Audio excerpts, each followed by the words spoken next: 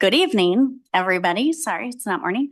Welcome to the Board of Education meeting.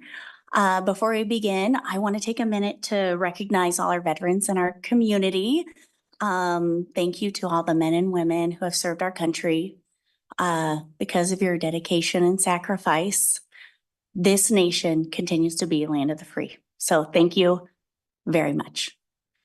All right. We will start with roll call. Rachel. Mrs. Horn? Here. Mr. Chitwood? Here. Mrs. Mitchell? Here. Mr. Ewing? Mrs. Milius? Here. Mr. Hull? Here. Mrs. Baker? We have a quorum. Wonderful. Thank you. Moving on to approval of the agenda.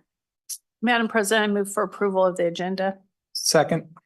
All right, we have a motion and a second. Is there any discussion? All right, Rachel, please take the vote. Mr. Chitwood? Yes. Mrs. Mitchell? Yes. Mrs. Milius? Yes. Mr. Hull? Yes. Mrs. Horn? Yes. Approved. Wonderful. Thank you. Will you all please join me in the Pledge of Allegiance?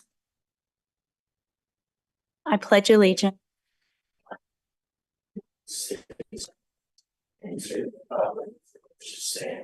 One nation, under God, indivisible, with liberty and justice for all.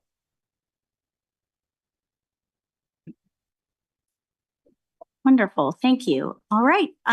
Moving on to our mission and vision. We recite these or as just a reminder to what we base all of our decisions on. Our mission is to be a school district that engages students to learn, create, adapt, and succeed in an ever-changing world. And our vision is to maintain small town values and empower each student to achieve world-class success. All right, moving on, public participation. No cards were presented. Thank you, Rachel. Okay, moving on to the consent agenda, which includes the approval of the consent agenda, approval of the minutes, personnel, copy paper purchase, approve Spring Hill High School Athletic Conference move, the Narcan agreement, and the reorder of U.S. History and Civics document based on questions, DBQs, and mini QIs from the DBQ company. I just had a quick question, and Doug, maybe you know this. Last year, we bought a semi-load of paper, right? And so we bought another semi-load this year, and I'm just curious to know what was the price increase? And I know we were going off the state contract, but was there an increase year over year, same quantity? It's been about 18 months. I'm not sure. Oh, it has. Okay. Bill will know though. Okay. It's not a big deal. I'll check with him afterwards. Yeah. It's actually not on the state bid. It's through Greenbush. Greenbush, that's right. Yep. All right. Well, then, Madam President, I move to approve the consent agenda as presented and read. I'll second. All right, there's a motion and a second. Any further discussion? Okay, Rachel, please take the vote. Mrs. Mitchell? Yes. Mrs. Milius? Yes. Mr. Hull? Yes. Mrs. Horn? Yes. Mr. Chitwood? Yes. Approved. Wonderful. All right, moving on to good news, recognitions, and announcements. Dr. Luttrell. Hey, we have several very worthy accomplishments that we want to recognize here this evening, involving everything from academics to our facilities and maintenance, as well as, our athletics. And so we're going to start off with our teaching and learning department, Dr. Erin Smith, and as well as her person that works closely with her. And the Kansas Can Start Recognition Program recognizes districts for success in a lot of different areas that are very specific as to criteria that must be met. And the outcomes, either they're qualitative or quantitative. And so this year, for the 23-24 school year, we were recognized in a couple different areas. One kind of qualitative, and another that's very quantitative. and qualitative both. So anyway, I'm going to turn it over at this point and let our Director of Teaching and Learning, Dr. Aaron Smith, talk to you about the recognition that was earned in the various categories and what that means for not only now, but as we also look to the future. Thank you. Good evening. Spring Hill Schools was recognized in 2 categories this year for the Kansas Star Recognition Program. So as Dr. Luttrell said, this recognizes outstanding performance in areas that all school districts across Kansas work toward continuously improving. One of those is academically prepared for post-secondary success. So we were awarded a Kansas Star recognition for our outstanding performance on our state assessment. And we were also awarded a star recognition for civic engagement. So all of the wonderful things that our students do to contribute to our communities. I'm sure many of you attended the great Veterans Day programs that we had in our schools today. So we were really proud that our schools were able to be recognized both for civic engagement and for their outstanding performance on their state assessment. So we wanted to present the Board of Education with the banners from KSDE. If you'd like to do a photo op with these.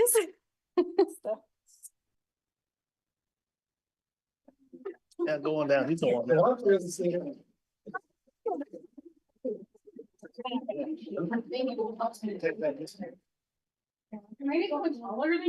Right. You guys. Oh, they are tall. They are tall. They're Go ahead, isn't it? On the more the merrier. You guys.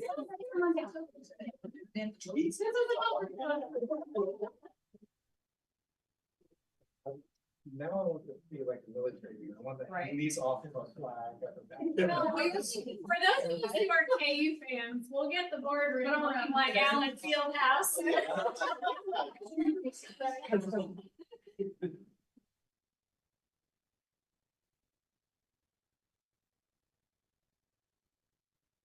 Congratulations.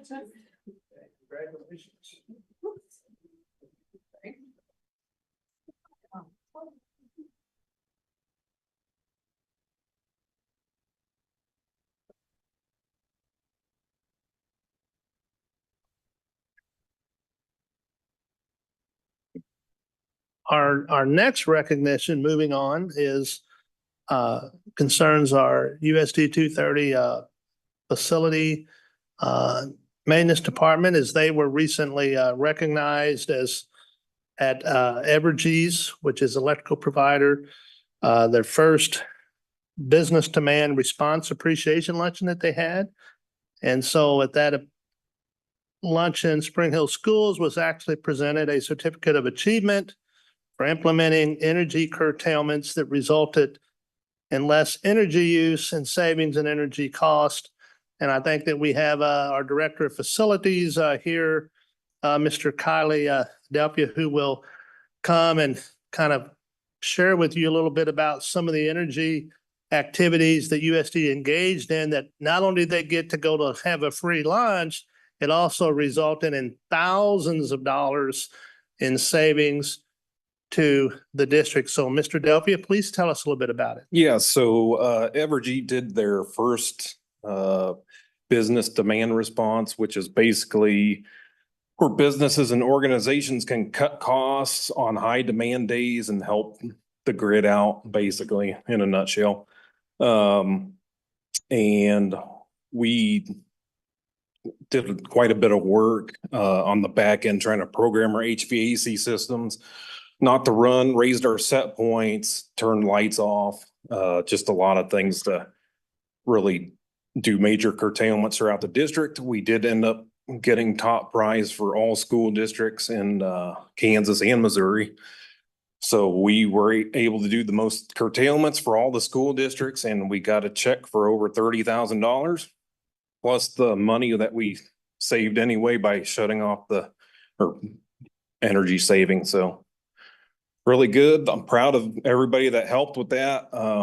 I got to give a shout out to Matthew Swafford. He did a lot of work programming all the HVAC systems to either shut off. And then I also need to thank the people who are patient with us, because if you can imagine on a 90+ degree day that you're raising somebody's set point that's trying to work and do things.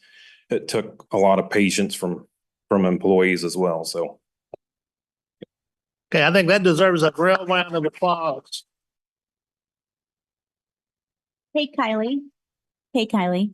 Can I ask, what were the top three things that you did to help that? Because I would love to start saving some money at my house and if we could get our kids to do some of those same things. The top thing was shutting off the HVAC system was number one in certain areas. Now, we couldn't do it everywhere because we were doing building maintenance and things like that. So it'll be really specific at where we did it at. We had to do a lot of communication with custodians and, you know, to where we would shut it off, and then raising set points would be the number two, and then shutting off lights where not needed and would be the third. So. Awesome. Well, great job. Yeah, That's thank you. awesome. Yep. Okay, thank you again, Mr. Delphia. Okay, and then another piece of good news that we really want to recognize and celebrate. And we want to recognize a team and an individual, but the varsity boys cross country team really had a stellar season, capping it off by winning the Class 5 varsity boys cross country state title. And not only did they win it, I mean, they really ran as all 7 very incredible times. And if you really, it's the same course, if you kind of really put the times to all the classifications, probably would have also even won Class 6, at least the IELTS test that I gave it. But again, the state championship, something to always remember, they actually, one of the teams that they were able to best on that day had been the state champion the last couple of years. It was actually going for a three-peat, and Spring Hill Broncos was able to buck that from happening. So again, we had several we have the team here. We want them to come forward in a minute, and we're going to have them kind of, if they could kind of go to the mic as a group and then just kind of tell who they are, who their parents are, if they're here, and kind of tell us a little bit about, show us the medal that they may have gotten if they got a medal, and what grade they're in, and we'll kind of move it through that way. And then we also, you're going to hear when you come up, the students come up, we also, not only do they win the state title, they also had the individual Class 5 overall champion, Logan Beckman. So you make sure that you hear his name whenever he comes up, the trophy.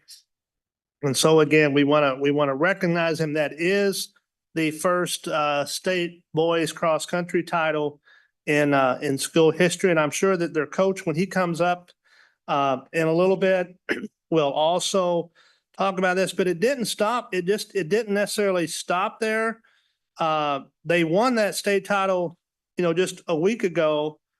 And when you actually go down and you look over the weekend, this past weekend, okay, the actual, they made some additional history as they went as a group and competed in the Heartland Championships. And this was basically the first ever, they became the first ever Kansas team that ever won a Nike Cross Heartland regional title in either boys or girls. And they finished first with a team and an average finish time of 15:26. Again, Logan Beckman at this meet paced the pack to a 10th place individual finish. And the other members, also performed very well. And with that win, they, again, this is all on their own time, continuing to practice. They now will also go on and have earned the right to compete at the Nike Cross National competition, which will be held in Portland, Oregon, early in December. And so at that time, they'll go head to head with 21 of the best teams in the nation. So again, quite an accomplishment. So without further ado, let's bring the cross country team and their coaches up to the front, and we'll let them tell us all about their season, their names, and everything that they accomplished.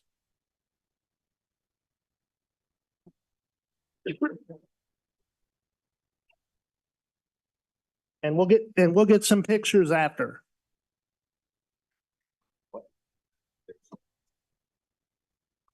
And you notice they're wearing their medals. Some of them have multiple medals, so they might even tell you a little bit about their finish and times and things. So Okay. Hi, I'm Logan Beckman, son of Lindsay and Andy Beckman. I would like to thank the school board for having us out tonight, honoring us. So it's a great honor to be able to compete not only for our school, but also for our district and city. Just not even at the state, but at the regional and national level too. So good stuff. Yeah, you go.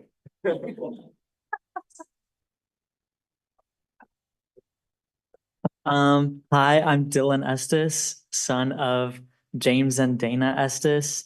And I also want to say thank you to the school board for recognizing all our accomplishments.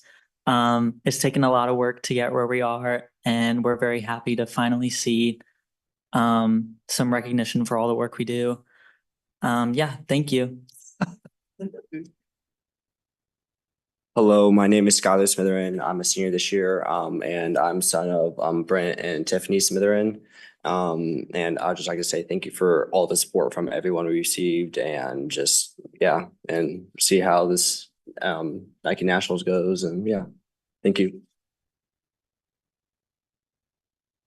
Hi, my name is Zachary Anderson, son of Sarah and Aaron Anderson. And I would just like to say thank you to my head coach, Brent Smitherin. I would not be here without you. And then I would also like to thank all the lunch ladies and lunchmen, because they gave me good foods to give me energy for running.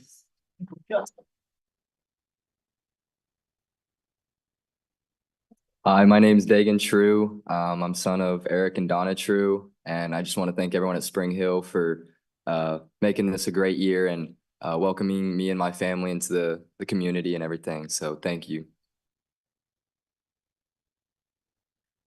Hi, my name is Brody Kerr.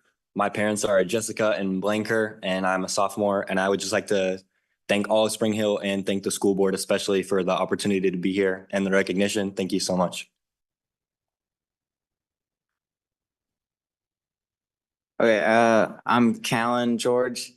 My mom is Katie George and my dad is Matt George. And I would like to thank my parents for supporting me and buying me shoes and food and all that good stuff. So thank you.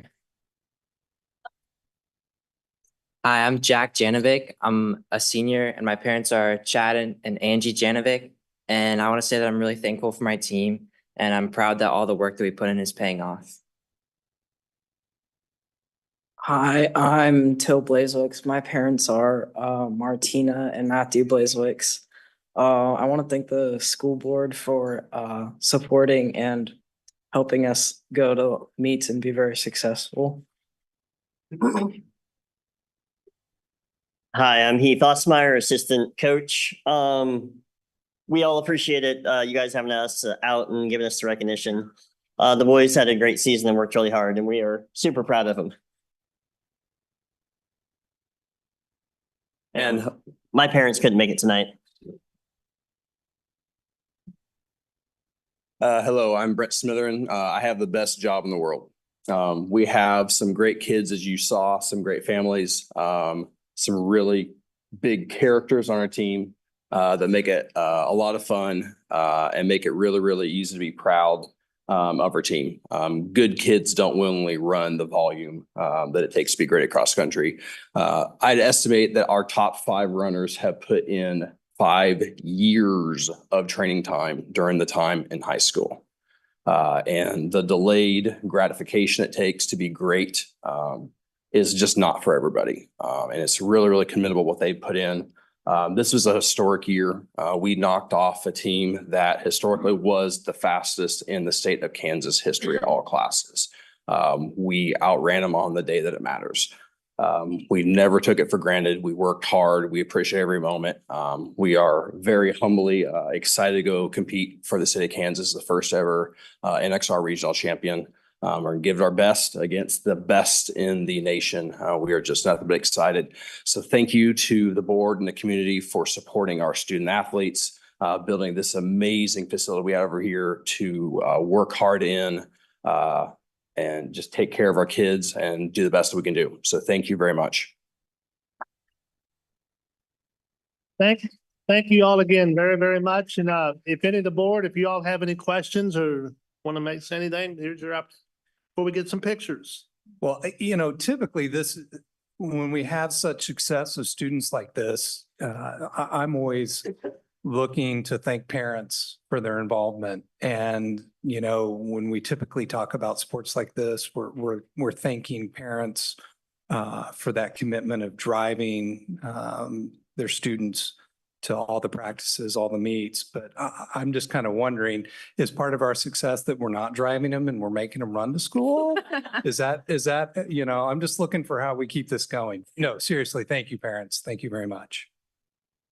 So I just so proud of you guys. There were some years when we had kids running cross country and there was nothing like this level of performance. And so I started watching those scores come in this year and I was like, this team is really, really good. This is a really, really big deal. And looking at Rimrock and some of those places that have always seemed kind of untouchable to the program, it's really, really, really exciting to see how successful you've been. And I know Coach Smitherin, you've been here for a long time and have seen a lot of ups and downs. And so, no, I'm not calling you old. I'm not calling you old. But anyway, I really appreciate the parents, the kids, the coaches, all the dedication to really become great. So thank you. Well, I will say, first of all, I've been watching at least one of you since you were a young child. So this is not super surprising how successful you guys are. I know that one of you ran with my kids in young cross country and you were wonderful back then. So it's not surprising how successful this year's been. But I will also say it's exciting because you guys are doing the work when nobody's watching and keeping it going. And that is something. That's really something. But what you guys don't know is people were watching you, because I got 2 calls from very large schools, track coaches early in, I think I even told some of you and Dr. Luttrell this, saying how amazing our team was going to be this year and that we were going to win state. And they told me that and I was like, what? Awesome. Thanks for telling me, but people were watching. So the awesome thing is you guys, they could see it from a while ago, but you guys were doing the work even not even knowing. And keep it up. Keep putting in the work. When people aren't watching, when it's hard, when it's raining, when it's cold, when it's hot, you guys are obviously out there doing it. And that's awesome. Can I just add to the underclassmen, the expectation has been set.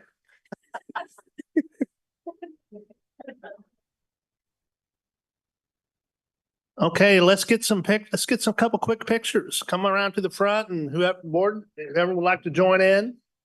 We have our designated representatives.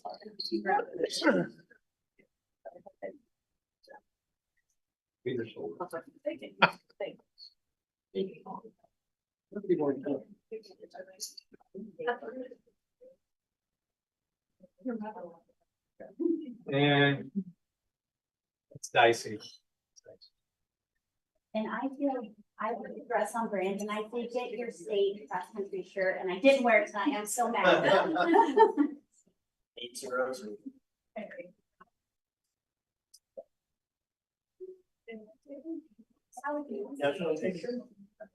okay. Well, there's lucky.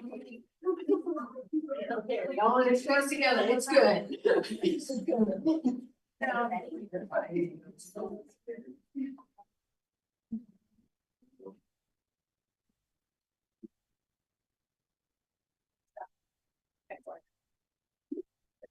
Thank you all very much. Appreciate it. Good luck to you.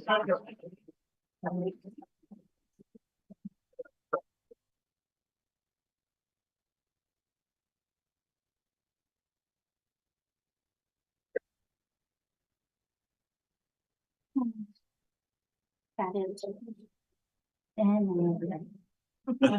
And then just a couple other items. Like I said, we did have, like I said, our fall sports as a whole at all levels, and I don't have all of them from the middle schools, but I know our high school sports and sport, really did well. We had the varsity boys soccer team that advanced to the Class 5 quarterfinals, also won the Frontier League.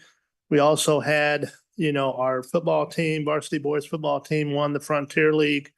And then also our varsity girls tennis had another stellar season, winning the league, as well as advancing some individuals and doubles teams to the state tournament. So again, very good fall on that. We are on to our volleyball team also won the Frontier League.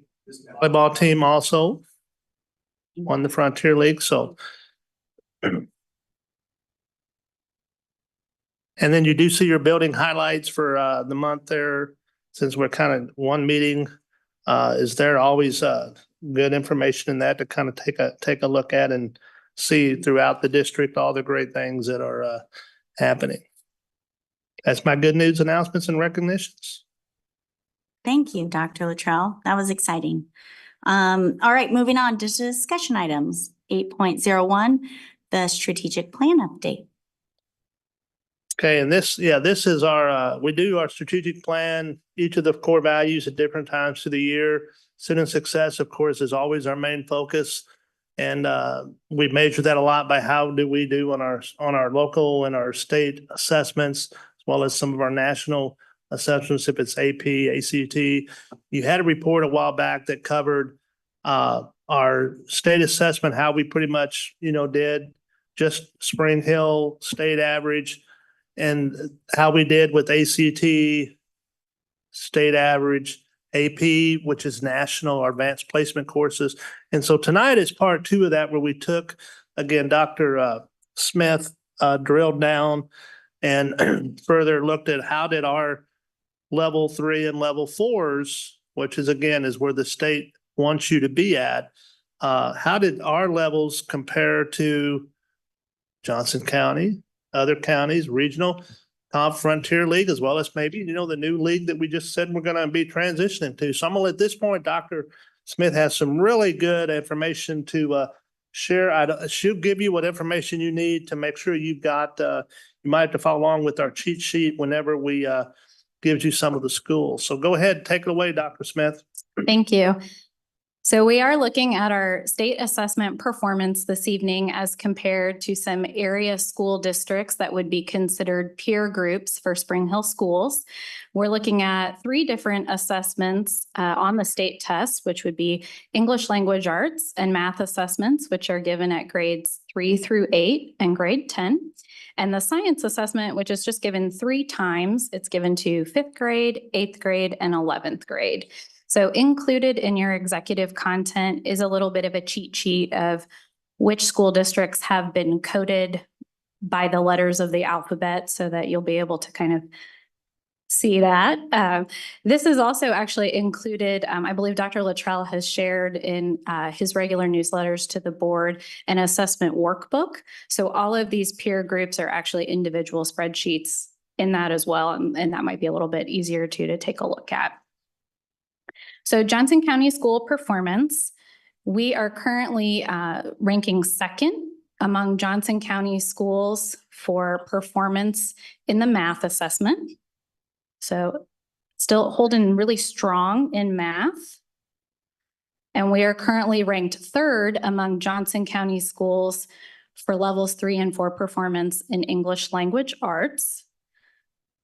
And what's really, I think, very interesting about the Johnson County school districts is that they're always very well above state averages. Among the peer groups, this is probably one of your most competitive groups to be against. With science, we are also ranking 3rd. We're always kind of neck and neck with District B, particularly. So we like to trade places with them over the years, but we are in 3rd place right now among Johnson County schools for performance in science.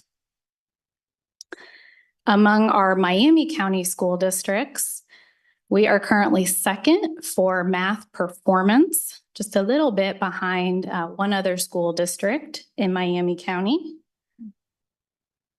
And second for English language arts. And second in science. So among all three of our different assessments, we are second among Miami County schools. We also take a look at school districts that are in neighboring counties. So that would include Leavenworth, Wyandotte, and Douglas County.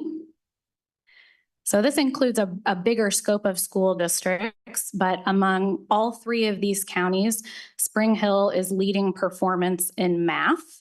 So we are above all of the school districts and fairly significantly so in some cases, outperforming a number of school districts among our neighboring counties.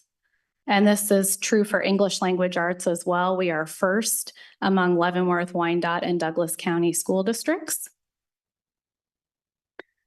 And same for science. We are first among all three of these counties as well.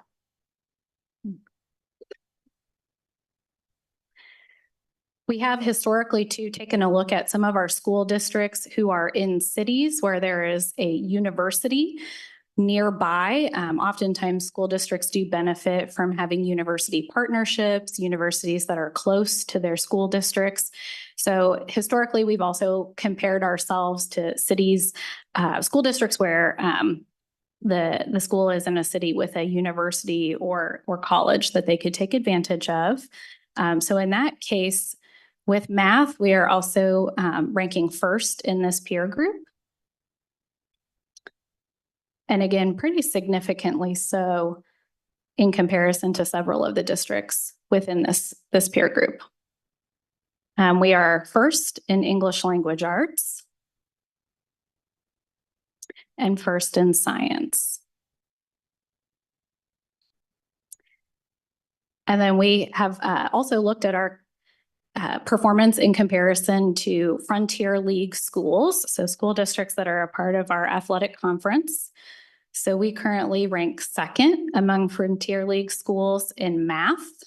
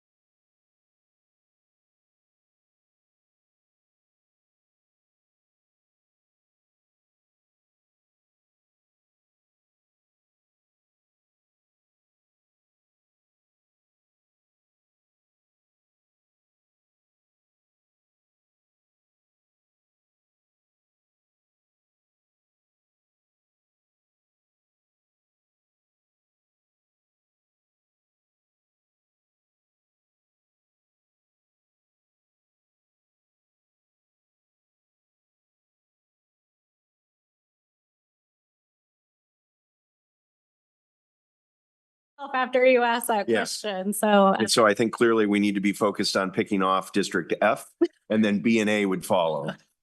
we're coming for him. We're coming for him. Okay, well, wonderful. Any other thoughts before we move on? There's the conference, yeah. Wonderful. All right. Well, thank you. Thank Thank you, Dr. you. Smith. It is great. The numbers are looking really good. Moving on to 8.02, the BIST presentation.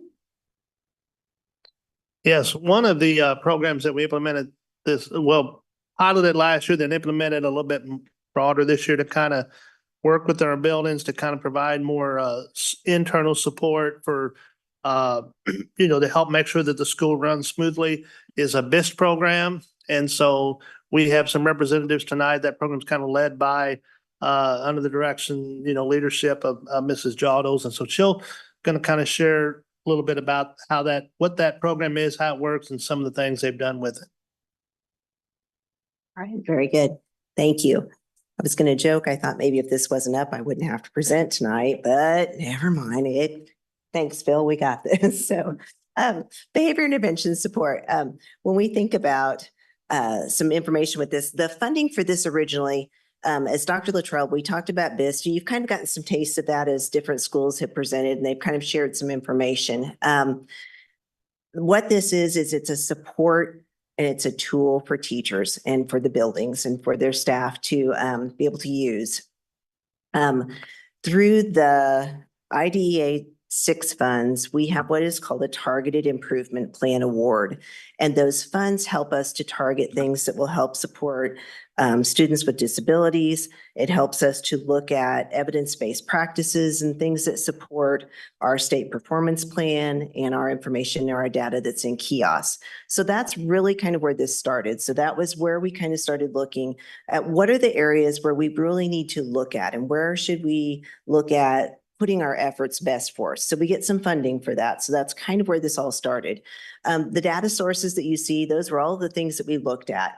And we were looking at students with disabilities, but we were looking at all students because that was not just, although that's kind of our range as it started, we wanted to see what would make an impact, not just for that group, but for all students within this. So in looking, we kind of targeted Spring Hill Middle School, and we targeted and started looking at really there were some things behaviorally.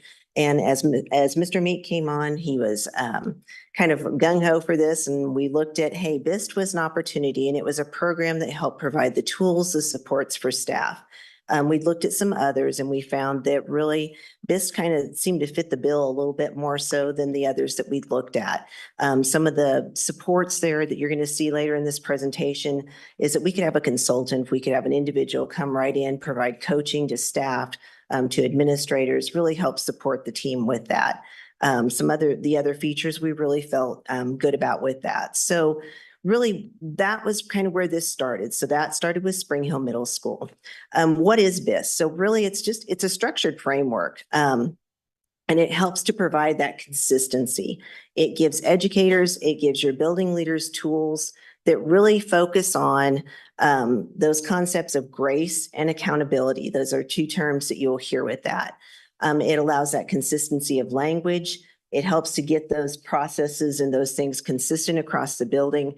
Also gives structure within that. We know that teachers who have good classroom management plans and administrators who have good building level behavioral management plans, we know that helps to keep students engaged and that helps to increase learning. And so those are things we wanted to see.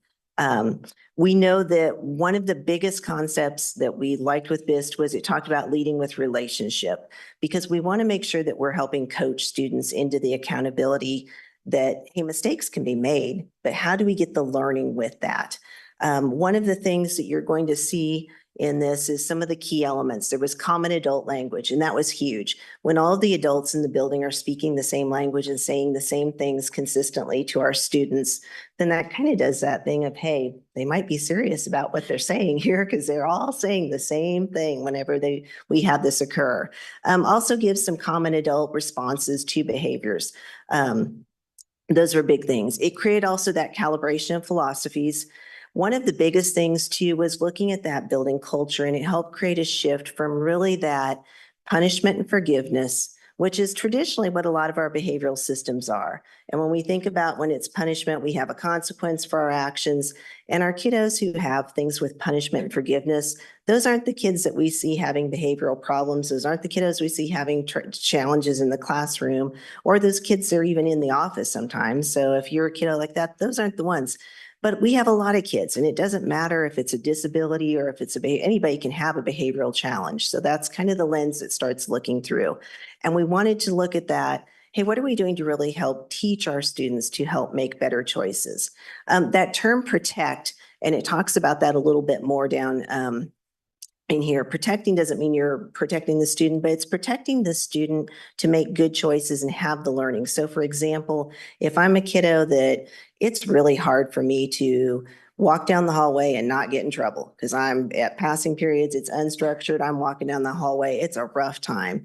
A protection would be my teachers, my administrators, my staff in my building, they're going to be working with me on that and helping me to get the skill set. And until I really have the skill set, they might do some things that will help protect me to help me to make better choices, such as I might have a little bit sooner passing period. I might not be out there when everybody's out there. Those are things that are protections. You've heard a lot of people talk about the safe seat or focus seat or that buddy classroom. That's not as a punishment. That's meant to be a protection to help you to make a better choice so that you don't continue down that trajectory of poor behavior choices that become problematic.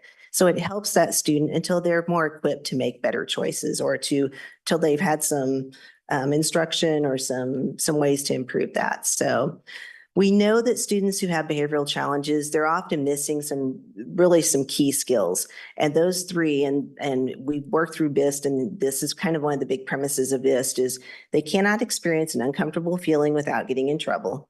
We also know they cannot be okay when someone around them is not okay. And we know they cannot do something when they don't want to. So we know those are three big things. And if we think about those are three big things in life, and those are three things we have to have for life to work through. And we know that that was one of the big pieces with that. Another key element of BIST is we know that we're going to make mistakes. As we learn, as we grow, all of us are going to make mistakes. And that can occur, and that's a part of learning, but it's what we do and how we make them and the learning that comes after, that's the growth that occurs from those mistakes. So those were key elements. We didn't just want a punishment and forgiveness system. We wanted a system where kiddos could learn and could grow from that. So we know that accountability and problem solving then is placed back on the student. That was also huge. When teachers, staff, administrators, and you guys can join in on that. You don't have to come up here, but you can say yes. We know they're exhausted when it feels like they're working harder and trying to do more work of trying to figure out the consequence or what goes on with this than our kiddos are. So that's a huge piece for that. So it's putting that learning back on our students for them to help take that accountability and help become solving some of their own problems and their own things with that. So some of the outcomes that can occur, we know decreased disruptive behavior in the classroom. Increased teaching, that's one of our goals. That's what we want. That's how we get engagement and that's how we get growth. Gives tools for adults, gives them some tools. Any more tools that staff can have in their pocket, that's great. If you just have one tool, that's not as helpful. So the more you can have. Also facilitates a lifelong change. Implementation. We looked at it systematically. So Spring Hill Middle School came on last year and they were a part of that TIP grant. Forest Spring Middle School was opening up. So they also joined then this year in that TIP grant. Prairie Creek, that was something our district had decided then that would be helpful to Prairie Creek as well. They had some supports with that. So that's kind of how we kind of got here. That's kind of where we are with that. So that was our supports with that. What this looks like is there's a building vision team, and what they do is a week-long training in the summer. And then they help support, they problem solve. They typically meet, I think once every 2 weeks, typically. That consultant then is assigned for your first 2 years of implementation, and then they help support with that. So they provide the initial in-service, working with that team though, because it's not just the consultant coming in and doing it. That's why you have that team who does that basic training. They do some more hours of professional development. There are also those in-person consultations which occur throughout the year, about one time a month, more or than is necessary. And they do the really great things is they can come in and model. They can do those processes. They can help a teacher or a staff member, anybody, just do that kind of, here, let me try this. Let me show you how this is done, and that with that, and helping with that. They help problem solve. They also provide that positive feedback. There's always a phone, email, consultation. One of the things we liked about BIST is it's local. It's something around in this area. I've got director, right, and I can text that individual right there. We can have response. Principals, buildings can get right in touch with their consultants easily. It's not somebody miles and miles away that we have to try to work with on that. It is ongoing evaluation based on data. So that data, we look at that data and they continually come back. That building leadership team helps guide that and look at that as well. Some of the benefits, helps create a collaborative, inclusive culture, helps provide opportunities for some consistent collaboration. We get more of a team ownership and a problem-solving approach. It's not just a top-down or not just an individual. Helps build on staff willingness, desire to do whatever help is needed for kids. And that's a huge thing. That's one of the strengths of Spring Hill is we always have such staff that are strong and willing to do whatever is needed for kids. And this gives them a tool to help do that. Gives focused, intentional leadership, also gives some positive attention for student staff in our school community. One of the things too is, if we don't like the conversation that's occurring, and this is kind of a quote, this is from Mad Men, one by Don Draper, one of my characters there. If you don't like what people are saying, change the conversation. This allows an opportunity to change the conversation. This allows us to focus on what it is that's going on with there and some of those good things that are occurring within that. So how does it align? We've got some really great alignment here. Those 3 skills for life that are a part of the BIST philosophy, I can make good choices even if I'm mad, sad, frustrated, irritated, put whatever word in there. I can be okay even if others around me are not okay, and I can do something even if it's hard or I don't want to. Those are huge things, and those directly align with all of our USD230 mission, our vision, Kansas curricular standards for counseling, aligns with our Kansas State Board of Education mission, also KSDE. Our KISA process aligns with our core values, strategic plan, and goals. And I do have some principals here that if you have any other building specific questions that they have, any questions? I just had a quick question. Yeah. How, you said this is fairly local, developed, how, is it used regionally and where was it developed out of? It's out of Cornerstones of Care is who does that. And then it has been Missouri side and Kansas side. And there are several school districts. I couldn't even tell you the number. I could find out if you want to, but several in the area have used this and use this for supports. I was having a conversation with a lady that teaches special ed in a college in Tennessee that I just met through some friends last weekend. And I asked her if she was familiar with this and she wasn't. She's like, but I'm going to look it up. And so I was just, when you said it's regional, I was like, well, that's probably why. So, okay. Yep. So. Cindy, you talk about, and by the way, I want to thank Dr. Robinson and Mrs. Skibby. I mean, I'm by no means an expert on this thing, but I've come a long way in my education of BIS. And you could call me an advocate and a supporter. And so you mentioned the training that you get 2 years of support as part of that. Is that district-wide or is that building? That's building specific. So as you bring on new buildings, As you you get bring on 2 new years, 2 years, 2 Yes. years collectively. So- Okay. And you do a contract for each year and for those services. So Yeah. you do the first year and then you do the second year. So. And then I'm thinking, I was a huge advocate for the expansion of this coming off of the test last year with Spring Hill Middle. And I'm just wondering, as far as expansion, not only within the district, but as I understand it, there can be expansion within the schools in the buildings that we're already doing the program in. In other words, we did a cohort of 10 last year. Now we can do another cohort of 10, right? Exactly. Yes. So the training in Spring Hill Middle School did that. They did the 10 in the summer and then they did an additional, I think, did you do 10? I can't remember. It wasn't quite 10. 6. So then that just continues to expand and grow. And then that training also becomes as individuals get trained, that strengthens, excuse me, and increases that leadership, because then that's training out. That's not just reliant on going to one specific training and doing that. It continues to grow out with that. And that leadership team helps to take over that training with that. So. And then the data, the benchmarking, right? Benchmarking on the improvements.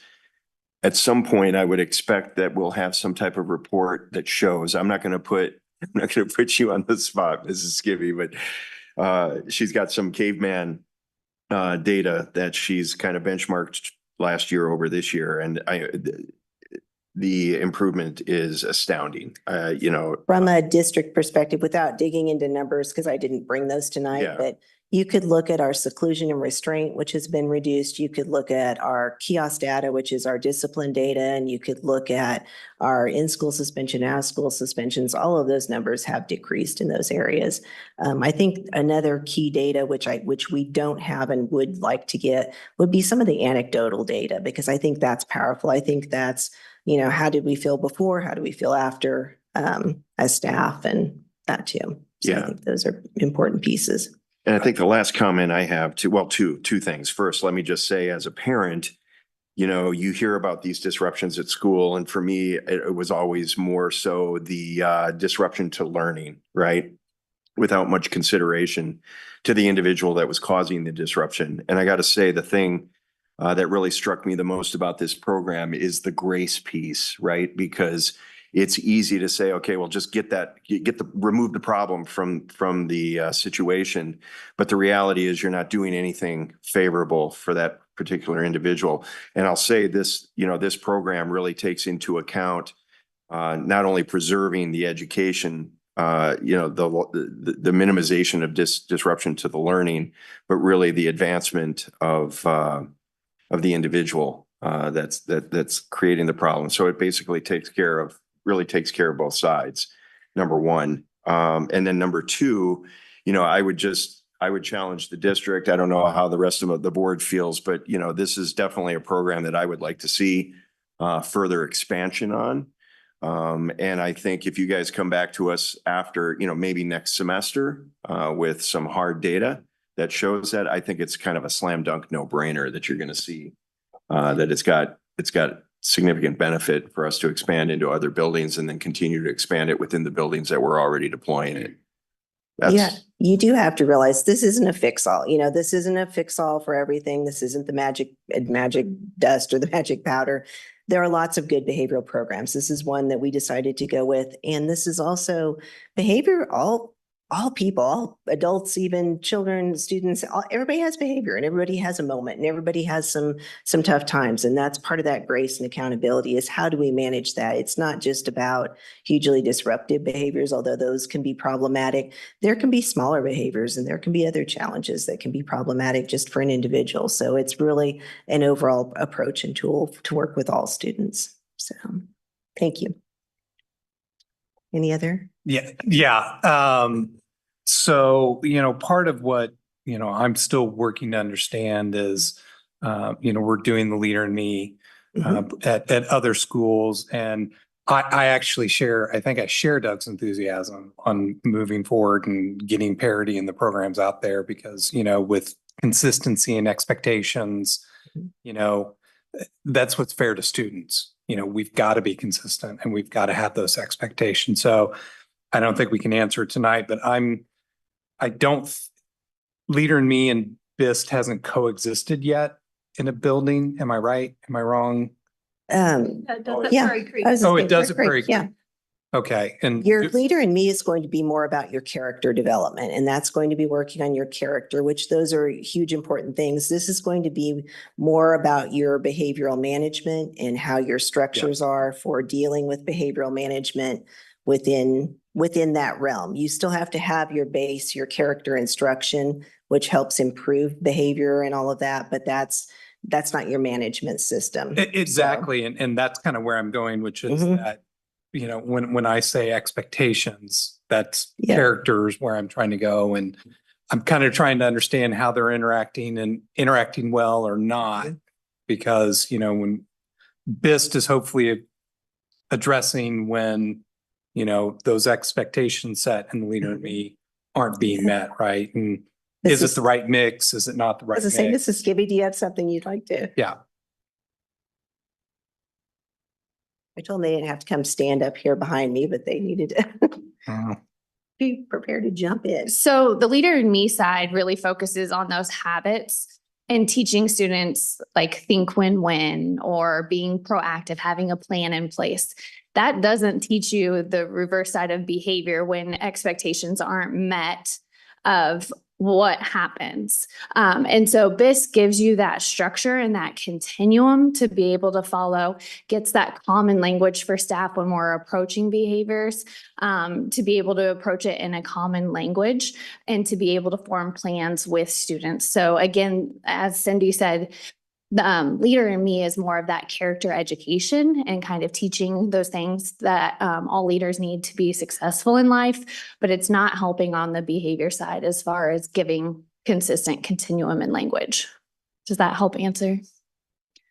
Kind of, but it does and it doesn't, because, when I'm talking about consistency in language, I think that goes back to the front side, and that Leader in Me is setting the expectations on behavior. Leader, And that's, you see where I'm going yeah. here? So Leader in Me doesn't really have expectations for behaviors per se. When we're teaching like be proactive and create a plan, I guess you could kind of tie that to character education and behavior in that way if we want to see kids be proactive. But really, when we think about kids that are struggling in those 3 life goals, I can manage an overwhelming feeling. I can be okay even when others are not, and I can do something even if it's hard or I don't want to. It's not an either or, it's a both and. So we need the BIS and the continuum there, and to put it with Leader in Me and that character education, and then you get the whole. Yeah, and that's kind of where, that's Yes. exactly where I'm going, which Yep. is. So yeah. it's not, to me, it's not an either or, it's you need both and. You need both of them together to create the whole picture. And that's exactly where I'm going, which is the language of those are working well together. Yes. It's creating the whole continuum, and it's making an ecosystem for success Correct. on Yes. both sides. Yes. And I'm getting strange looks. Okay, no, okay. You're absolutely right. That would, to me, it's, you need both of them in order to have the whole picture. Right. And so going back to Doug's comment, it's where Leader in Me isn't but out everywhere. Am I still correct on that? It's only elementary. Right? Elementary. Well, it's only at 2 elementaries right now, No. or is it 3? It is. Leader in Me is at every elementary. Okay. Thanks. Yep. So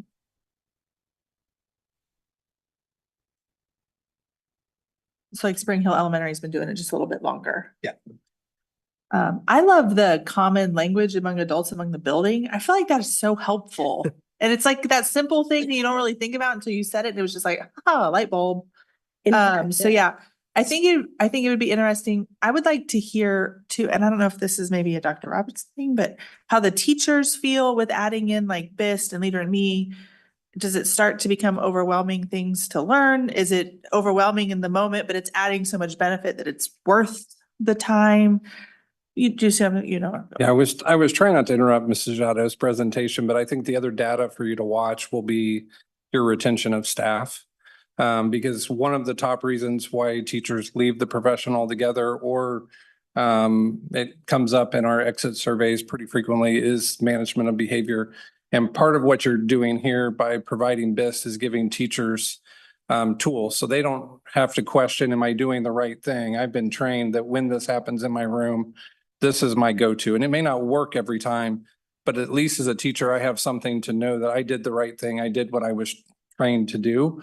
I know I don't want to quote anybody, but we've had good conversations with our associational leadership about how it's going in their buildings. But I would think if we come back later in the year to show some data, that we could absolutely bring some staff along that are helping implement, and they could speak probably more clearly to their perceptions of the program. that'd be awesome, especially the ones that are managing both BIST and Leader in Me. And then is BIST something that would go into the high school? Because Leader in Me starts young, right? It could be at any level. Okay.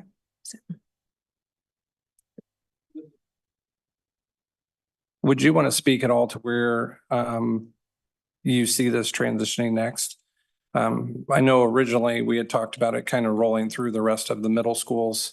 Prairie Creek was kind of a pilot to see how it would work and mix with the other things that we're doing. And I think we're having some success there, but I'll put Honestly, Cindy on the there's, spot. put me on the spot here. There's several options. I was like, oh, I wasn't prepared to answer that. All right. There's several options. I mean, we could look at if we want to create that cohesion across middle school and then move up, that would seem like a reasonable way to go. Although we could look at, do we want to look at feeder patterns? Because obviously you've got those feeder pattern schools, or do we want to start our base at our elementaries and build up? So I think it would be the decision of how we want to do that.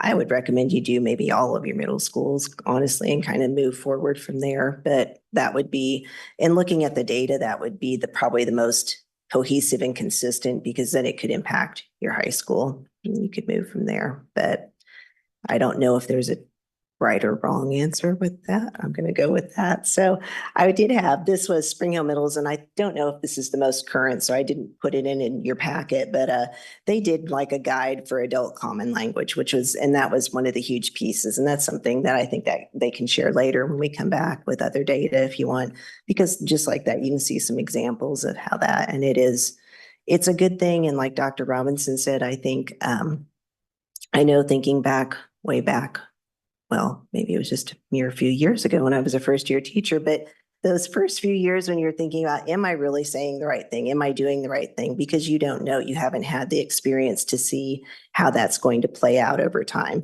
An experienced teacher can see, oh, when I say this or when I do this, this is how this will likely play out. But there is a real unsureness in those first few years of, are you doing the right thing? Even though you may very well think you are, it's helpful to at least, okay, yep, I know these are the right things. I'm doing the right things, whether it has phenomenal success or not, you did the right thing. So I think that's a huge support, especially as we have some newer staff in our district, newer to education and teaching. So I do have one more quick question, hopefully. The common language and addressing behaviors, is that common language extending out to our interactions with parents as well? Is it helping teachers with behaviors that span across classrooms and with parents? I don't know. I was going to say principals, maybe that would be a good thing. I would suspect yes, but I don't have any definitive. Ooh, get cool for this. I was going to say, there you go. Sorry to put you on the spot, and if you want to defer. No, you're fine. I'll talk about, our brief time, we're talking almost 4 months in. So it is very new at Prairie Creek, but I can tell you already, like when we're approaching situations that have occurred where students are out of bounds, and we're having those conversations with parents, we're really wrapping around those life goals. And we are looking at, for students that are like kind of our repeat offenders or ones that we see are missing one of those life skills, we're focusing on that life skill and creating a student plan for success. And we're bringing parents in to those plans. It's not just, hey, as a school, we're doing this to the student. It is collectively a team working together on one of those missing skills and using that language. The thing with BISH you'll find is a lot of questions. So we put the student at the forefront. The student is in the meetings too, and we're asking them a lot of questions about their behavior, about their missing skill, and as a team, what we can do not only in school, but also at home to unify that language and help build up that missing skill. So again, in the short 4 months, like we've already seen that, and we were even joking today at site council, we've already had students that are also using it on students. So one of the questions that we ask right away when we see a student that's about ready to be out of bounds or starting to be out of bounds is, are you okay? And that question right there will stop them in their tracks, and they're like, yes. And it stops them and gets them to think. But now we're seeing that students are actually doing that to each other. So when they see a student that's starting to be out of bounds, they will ask each other, are you okay?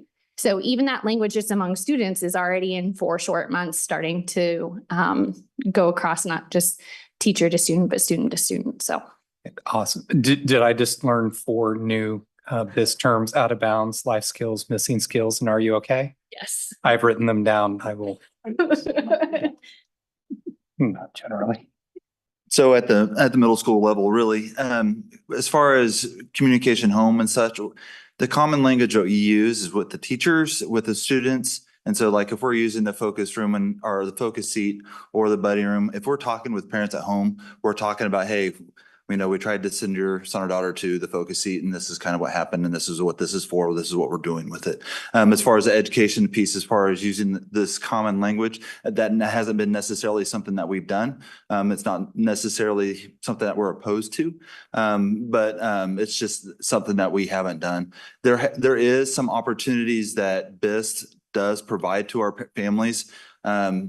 And that is the online, they do an online, I'll call it a webinar.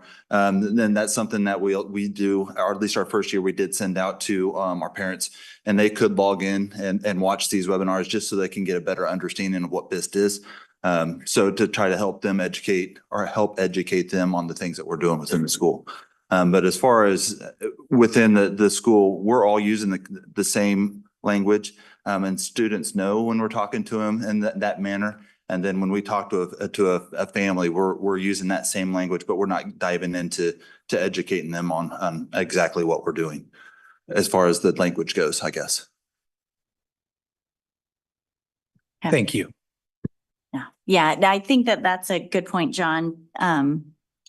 Because you only have the 10, and it's probably more middle school than it is elementary because they have so many different teachers.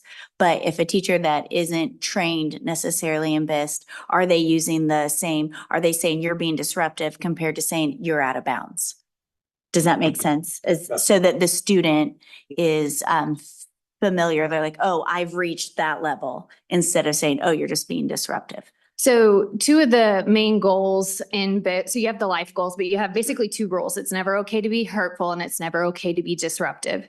What we use the term out of bounds, I wouldn't necessarily say that with a student per se, but we would wrap around like, hey, it's never okay to be hurtful. It's never okay to be disruptive. And then those three life goals of what were you struggling with? I can manage an overwhelming feeling. I can be okay when others are not, or I can do something even if I don't want to, or even if it's hard. So we do with students wrap around that very specific language, but I would say the term out of bounds usually comes more in adult conversations when we're trying to classify what area a student is struggling in, is when they start to be talk with my hands, start to be out of bounds. And so we do, like in our BIS vision team and with our consultant, we'll use that verbiage quite a bit as far as to classify student behavior. Okay, thank you. Also, I think if you guys come back with more information, I would love to know what your rollout plan looks like. Just because I think that as Prairie Creek has it, what happens when those students go to Woodland? And they don't utilize it yet. And so will that set them back if those teachers and administration aren't using that same language and aren't using those same techniques? So what does that look like? Is it the plan to bring this to the rest of our district within 2 years, within 5 years? What does that look like for everybody? I think that would be really important. And if there's not a plan or whatever to bring Woodland into that, are you guys bridging some sort of gap with that administration and yours to, if they're not BIS trained, are they going to take pieces of it? You know what I mean? Like, I just think that's going to be, could be really hard for those students. Okay, any other questions? Thank you. Awesome, thanks, guys. All right, 8.03. One of my favorite times of the year, auditor's report. Yeah, we have Sean Gordon from our auditor will come and give us our audit results. And then if it said that he will be kind of co-piloted, they'll kind of tag team it with Mr. Swin, our CFO. So this is a state requirement annually and certain things they look for. So I'll turn it over to Mr. Gordon and Mr. Swin. Good evening, everyone. My name is Sean Gordon with Gordon CPA. I'll go through the audit report that you see on the screen and you've seen in your agenda packet. So for fiscal year 2024, we audited the school district. We'll start with pages 1 through 3. This is called the Independent Auditor's Report. Here we discuss the opinion we issued the district's financial statements for the year ended June 30th, 2024. We also discuss further on down in this section responsibilities of the district's management for their financial statements, and then a few more of our responsibilities as auditors. The most important paragraph is on page 1. In this section is page 1. You'll see an italicized heading. The third paragraph down, unmodified opinion on regulatory basis of accounting. In this paragraph, we've issued an unmodified opinion, which is the highest and cleanest opinion we can issue financial statements according to generally accepted accounting auditing principles throughout the United States. So that reflects very well on the financial and internal control management by district staff during fiscal year 2024. The next kind of big section to look at is page 4. This is called the Summary Statement of Receipts, Expenditures, and Unencumbered Cash. Here you'll see in the left-hand column all of the different funds of the school district. And then for each of those funds, beginning cash, receipts, expenditures, and then ending cash. And you'll see at the very bottom of that right-hand column, the district is reporting about a little over $21.6 million on hand as of June 30th, 2024. The next kind of big section forward starts on page 5 and runs through page 12. These are the notes to the financial statements. Here we discuss a variety of items, including the different accounting policies that the district follows. There's also in this section information on deposits and investments of the district, involvement in the Capers retirement program, long-term debt of the district, budgeted transfers that were made, capital projects that are ongoing as of year end. Like I said, many items and topics discussed in this section. This is mostly the same as what you've seen over the past few years. There were no major changes required by the state for this section. The next section's kind of big section starts on page 13 and runs through page 44. And these are just more detailed breakouts of those funds that we saw previously on page 4. We kind of break out and give more detail on the different types of receipts and expenditures within each of those funds. We also do a comparison to the previous fiscal year 2023. And then if it was a budgeted fund, we also list out the budget to see how the fund operated against the budget that was adopted for the fiscal year. The last section in your in the PDF and in your bound copy starts on page 45 and runs through page 53. This section is called the governmental audit section. Anytime an entity receives and spends $750,000 or more of federal grant money, the federal government requires it to undergo a special audit called a single audit. For fiscal year 2024, we focused on 2 different grant programs to make sure that the district followed all state and federal guidelines regarding that grant program.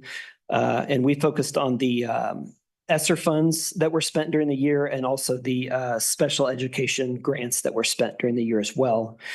And we're also required to issue an auditor's opinion on those grant programs, and we've issued an unmodified opinion on those as well. So that reflects very well on the grant program, grant management by district staff during the year. And then we also issued a one auditor's recommendation, and that's not in your bound copy, and I don't think it was in the agenda packet, but we issued one auditor's recommendation. Of the 3 different levels of auditor's recommendations that we can issue, this was the lowest, called an internal control, just notification recommendation. And so what that was is we tested 25 credit card transactions that occurred during fiscal year 24. We noticed out of those 25 that 5 included the payment of sales tax. So not a huge issue, but it is something that we'll look forward for next year when we do that audit as well. Last thing I want to mention is we had a good audit with Doug and his staff. We do appreciate Doug very much and getting all of our questions answered, and any supporting documentation that we requested, he delivered timely to us. So we appreciate that. With that, any questions for me on the audit process or the audit report itself?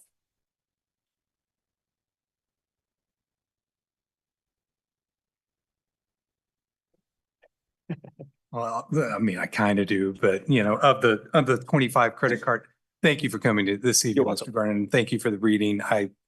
unlike everybody else, I won't be able to go to sleep, having to read this. Of the 25 credit card transactions that had sales tax, what was the total population of credit card transactions that we do approximately in a year? Oh, boy. That's not something I normally track, but we're talking probably hundreds of credit card transactions. You're talking about every little transaction. Yeah. It could be thousands. I know, I'm trying to get to, Yeah. I was trying to get to, you probably have like a 0.005%, rate, so. In fairness to staff, Yeah, the that's sales where I'm tax going. item was for like meals where it's difficult to present our sales tax exemption to them and get them to waive the tax when somebody's buying a meal on the fly at a conference. So, yeah. Yeah. Kind of unavoidable, but it does happen. We try to eliminate it as much as possible. Yeah, so good job. That's kind of where I was going.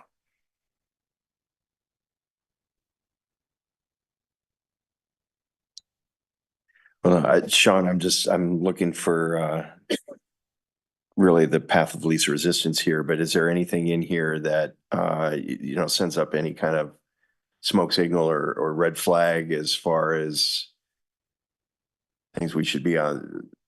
No red flags. top Like of? go ahead. Yeah, no. No statutory violations that we noted. Nothing like that. Like I said, we only found the one auditor's recommendation, a pretty minute thing, and it does happen. We do see that. And then, sometimes we'll see some trip ups on how the federal programs that I talked about are ran. But those were all great and managed super well. So I didn't have any red flags as auditor from the auditor's perspective. Okay, anyone else? Well, great job. Audit season isn't ever the easiest, but it sounds like you had all your documents ready for them and made it easy. So thank you. Okay, well, thank you very much. Thanks for coming in. All right, well, if there's no other questions, we'll move on. 8.04, the 2025-26 course guides for high school, middle school, and elementary schools. Yes, it's that time of year where we're planning for our next year, right after Christmas, January, February time, we'll start enrolling students, we'll start signing up for their class. So we have to try to get our programming guide in place and put together. And so that's what is Mrs. Suck will kind of talk to you about and tell you what's being presented. Okay, thank you. We are just finishing up all of our work on the program planning guides for next year, and you can see those attached in here. The elementary one has very little change from year to year. There aren't a lot of options in, fourth grade. But if you look, you'll see a couple of additions to our middle school courses and some at the high school level. We do, just to kind of tell you a little bit about the process for this, we do take recommendations from staff who kind of look over our programming and see where they feel like there might be some needs or some changes that they would like to see.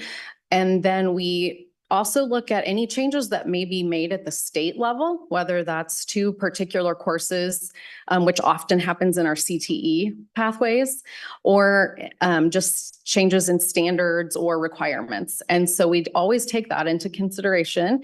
And then we meet with our administrators and our counselors after those recommendations come in, just to kind of see what we think we can staff, or we're looking at master schedules, because those counselors have a big job getting schedules for all of those kids. So taking a look at what we think would be benefits to our kids and also feasible to put in there for the next year. So as you look through there, you'll see some, we've added a few more AP courses. That is a request that's come in from staff, students, community. And you'll also see a couple of additional another math course. We're looking at kind of expanding. One of the requirements that was changed for the state is an additional STEM credit. So that is our science, technology, engineering, and math. So you'll see we've kind of focused on those areas to add a few additional courses to help students have more options in areas that interest them. You will see those AP computer science classes will replace our programming classes. So that would be a change you might want to look at. Just they align better with our standards. The Kansas has adopted some computer science standards, and that aligns better, and also then provides them that opportunity for some college credit. And if you look down a little bit, you'll also see that we have for the middle school level, we have added a couple of courses that will feed into some high school courses. One of them is that robotics class that we're really excited about, that we did get that grant from Chef for. So we have included that in there. And then a course that is looking at students who are interested in the education field, because we would love to have some more educators. So that would be another option for our middle schools. So those are just kind of, if you want to take a look at those, we have linked all 3 of the course guides have been updated and are attached here for you to look at. Do you have any questions right now? I know you probably need some time to look over this. We'll be back at the December meeting. Yeah, when we're talking about adding more AP, is that going to require additional teachers? Is that what we're looking at here? Or No, are we moving? So right now, what we have put in here is what we believe we can fit into our master schedule. So we meet with our principals and our counselors to ensure that when we propose things. But again, all courses are really based on enrollment and staffing. So we have to kind of look at the numbers and see who enrolls. But no, we believe all of these courses that have been put in here will be ones that kids would have the opportunity to take. Yeah. Okay. And have not read every single page. Is the Baker partnership getting baked into this as well? Yes. So that is one that moving forward, we'll be able to really look into a little bit more. Since we have now gotten that MOU approved through us, we will be able to move forward and kind of finalize more of those, what we're looking for from those courses compared to what we do through Johnson County. And then some other additional thing, well, there's a lot that goes into that where we can look at who we do have partnerships with and what the state will accept and things like that. So, but right now, yes, those Johnson County and Baker are the ones that we have signed MOUs with. Okay. Awesome. But none of these courses are ones that will be taught by a Baker. No, the ones that are on there will be ours. Yeah. Okay. Okay. Which ones of these high school courses will be weighted? Will they all be? Any of those, let me open that back up real quick. Anything that is an AP or an honors. So your AP environmental science, and let's see what else. It's going to be your AP computer science classes. Let me see. Yep, those would be the only ones that right now would be. Yeah. And those are those 2 middle school. the ones kind of denoted with the weight scales on it. Yes, So in the program symbology. planning guide, we have made sure everything that is a weighted course does have that symbol by it so that you would be able to know as they're looking through. And they are also listed at the very front of the program planning guide. I know it's several pages long, but at the beginning, as you're first looking, we did list which courses would be weighted. Okay, thank you. Sorry, I think I was looking at the program changes. Oh, yes. Okay, thank you. Kristen, what goes into shaping your decision process to arrive at these changes? Well, several things. That makes sense. And you may have covered it on the front end, but I was reading, so I apologize. Sorry. So we do every year ask for input from our staff, just for things that they're noticing or seeing, or if kind of there's classes that are enrollment has kind of dropped off and things like that, because we want to make sure that we have full classes.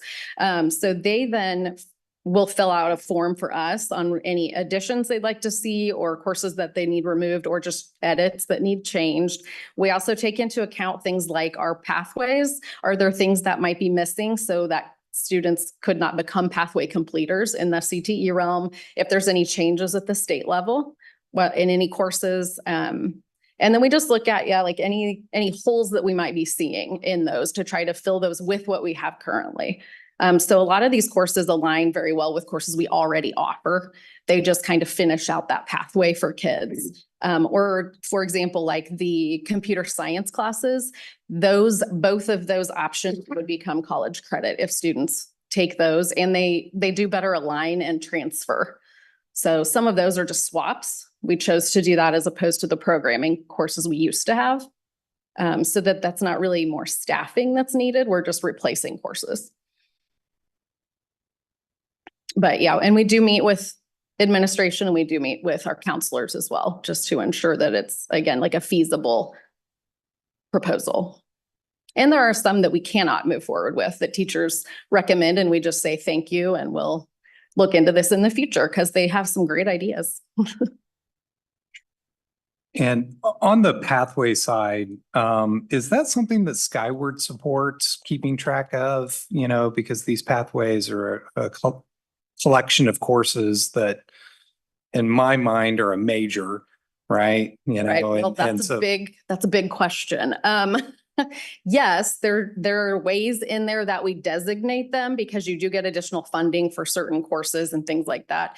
But that's what Zello will do for us, that work-based learning module, and kids keeping track of their pathways and things in Zello will also help with that. So we can run reports because we do run reports for the state. Okay. And so we can build out those pathways in Zello and, yes, track against completion. And when you're reading all of the pages of this program planning guide, which I'm sure you'll do, there are some really nice, we have tried to put in there at the end in those CTE classes, you'll see some flow charts to really help students understand what courses they need to take to become pathway completers, as well as what kinds of jobs that might lead to. So we're trying to really help kids with understanding what's involved in what their opportunities would be. So if you get a minute, maybe look at that because it's something new we've done this year to kind of help provide clarity for families and for kids. Awesome. Thank you. Yeah. All right. Any other questions? Okay. Thank you. Yes, thank you. Okay, moving on, 8.05 Facility Assessment Plan Update. Yes, a few months ago when we approved the DLR contract for architectural services, we also had an addendum to that where we asked them to also put together a facility assessment plan that would kind of look at our current state of facilities and what our needs were in terms of replacement, repair, such as roofs, HVAC. And so while they do these regularly, we have never had one. And so I felt that before we get to there, as they near completion, with a lot of the work, I thought I would have them come and just kind of show you a draft of where they're at. And so y'all can kind of either say yay or nay as to are they on the right track to making sure that they deliver here in the near future a product that you all truly felt was going to give you what you wanted. So I'll turn it over to Mr. Earhart and his associate. Thank you, Dr. Luttrell, and thank you, board, for having us here tonight. With me tonight, I have Scott Pasha, one of our principal architects, and he leads our long-range master planning team. But before I hand the mic over to him, I wanted to thank the board and the district staff and educators and the community members who are watching tonight who have partaken in this whole process, this bond visioning process, because it was about 2 months ago, yesterday actually, that we had our first workshop. And since then, we've covered a lot of ground and we've handed out a lot of information and we've asked for a lot of feedback from the group. And we've provided feedback on the current state of the district. And we've asked them what they're looking for within the district. And this list exceeded $300 million in wants and needs. And then we went over that list with everyone and we prioritized it just this last Tuesday. And this Wednesday, we're going to share back to the group how those results align. And it's really exciting news we're going to share with alignment amongst the group. So look forward to that. And as I said, moving on, this has been a very rigorous process that we started a few months ago, first meeting with district staff to go over the current state of the buildings and the facilities, walking the facilities with staff and many of the principals to get the insight of what's going on at that school. And then we started the bond process and the visioning process back in September. And like I said, we're finishing up here on this Wednesday where we look forward to having a proposed bond scope of work that we then can bring forth to this board very shortly. Actually, I'm optimistic. So it's been a fun process, an exciting process. But all while we've been doing this, Scott and his team has been in the background, gathering a lot of this information that we're gathering from these bond workshops as well, and pairing it into a long-range master plan that can serve as a roadmap for this district down the road, to help with that visioning process.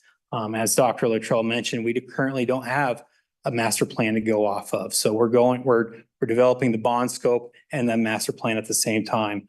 But that will give us great leverage in the future on future planning, having that facility master plan. So with that ado, I'm going to hand it over to Scott Pasha. Thanks, Josh. Good evening, everyone. Scott Pasha with DLR Group. Thank you for your time this evening. Excited to be here to give you an update of what we've been doing in the background. So as Josh mentioned, had a lot of conversations along the way, been pulling a lot of data together. Wanted to share just kind of the general organization of the document. So here you see the table of contents. This covers several of the areas that we would be including in the document. We envision the document being a digital document, so you could be outward facing or inward facing. We'd also have a web-based Power BI platform that I will get into a little bit later. Again, that could be inward or outward facing, but as far as how the document is developed and the content and enclosed, the table and contents is really that organizational component. So just as a refresh, the process that we've been using as we've walked through this very systematically really consists of 4 phases. So as part of the discover phase, this is really where we're doing a deep dive with the district, leadership, educators, facilities team, evaluating facilities, getting a good look at the facility condition, educational suitability condition, utilization capacity are some of the areas that we've covered and have used to inform some of the prioritization and development of scenarios. Phase 2 is really the envision phase. So this really consists of several visioning workshops that Josh mentioned, also involve data synthesis. So as we're bringing the data in, we're evaluating that, starting to bring some of the parts and pieces together. The phase we're currently in, probably towards the end of, is conceptualization. This is where we start to prioritize all that data, all the vision, all the opportunities that the stakeholders have identified, both district-wide and at a campus level. So as we go through this, you'll see recommendations based at a kind of big picture as well as a campus level. This also looked at opportunities related to programming and kind of fed into that development of scenarios as we've worked through this. And then the final phase is really about the final deliverable. And as I mentioned, it'll be some sort of a digital document in conjunction with the Power BI web-based. Josh shared that as we're doing all this, the bond conversations are going on in the background. So further development of the bond comes out of this work as well. So summary of workshops. Wanted to just give a quick overview. As Josh said, we've had 3 workshops going into the 4th workshop later this week. Really included district voice, the educator's voice, and the community voice. So really tried to capture a large cross-section of the stakeholders in the conversations to establish that vision. So as you think down the road, what are some of the opportunities that are identified? So here's just some really high-level takeaways from a couple of those workshops. You can kind of start to see in the Wordle what some of the potential themes and opportunities were that were identified. There were some consistencies across all of the groups that you'll see. And really the summary that we took away from some of those visioning sessions and the potential themes that started to evolve were, you can see CTE was a really strong emphasis. What are some of the other opportunities that might be available across the district? More elementary space and second high school came out of the capacity and the report that RSP had provided. And then additional athletic space was another common theme that grew out of those initial visioning sessions. So as we stepped back and started to look at the data, some of the conversations that were had and the opportunities identified, there were really 3 key drivers that arose. Building conditions. So working with the facilities team, kind of identifying what are some of those key building conditions that needed to be addressed. You think of it as roofs, HVAC, security at kind of a base level. Enhanced programming. What were some of the programming opportunities that were identified? So as we do a long range plan, we like to think about what programs have the potential to grow, be added, and therefore what facilities might be needed to support those. So here we see CTE, gifted, athletics, as I mentioned earlier. And then capacity and growth was kind of that third key driver. So again, looking into the future, how's the district going to grow? Where's it going to grow? And what additional needs might be recognized down the road?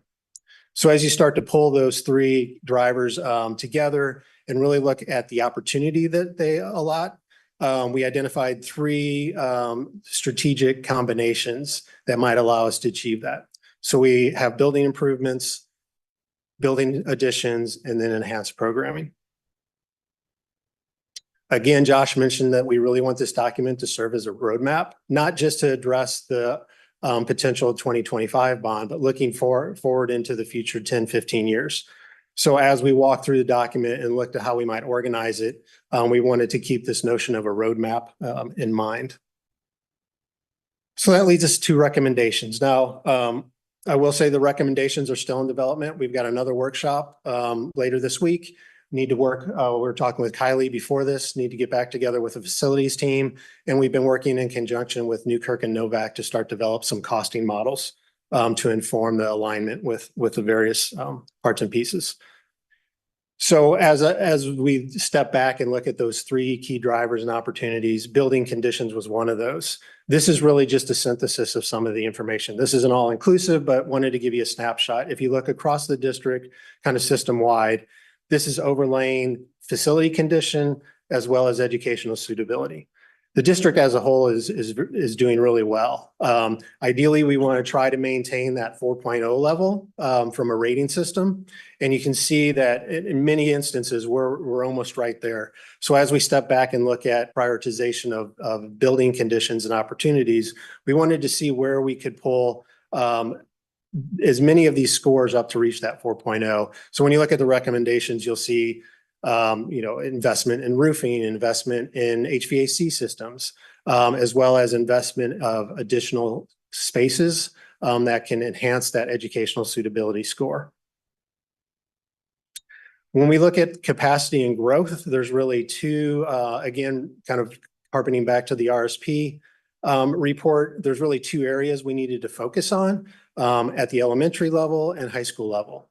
So really having conversations around what strategies best support that opportunity for growth and increasing capacity.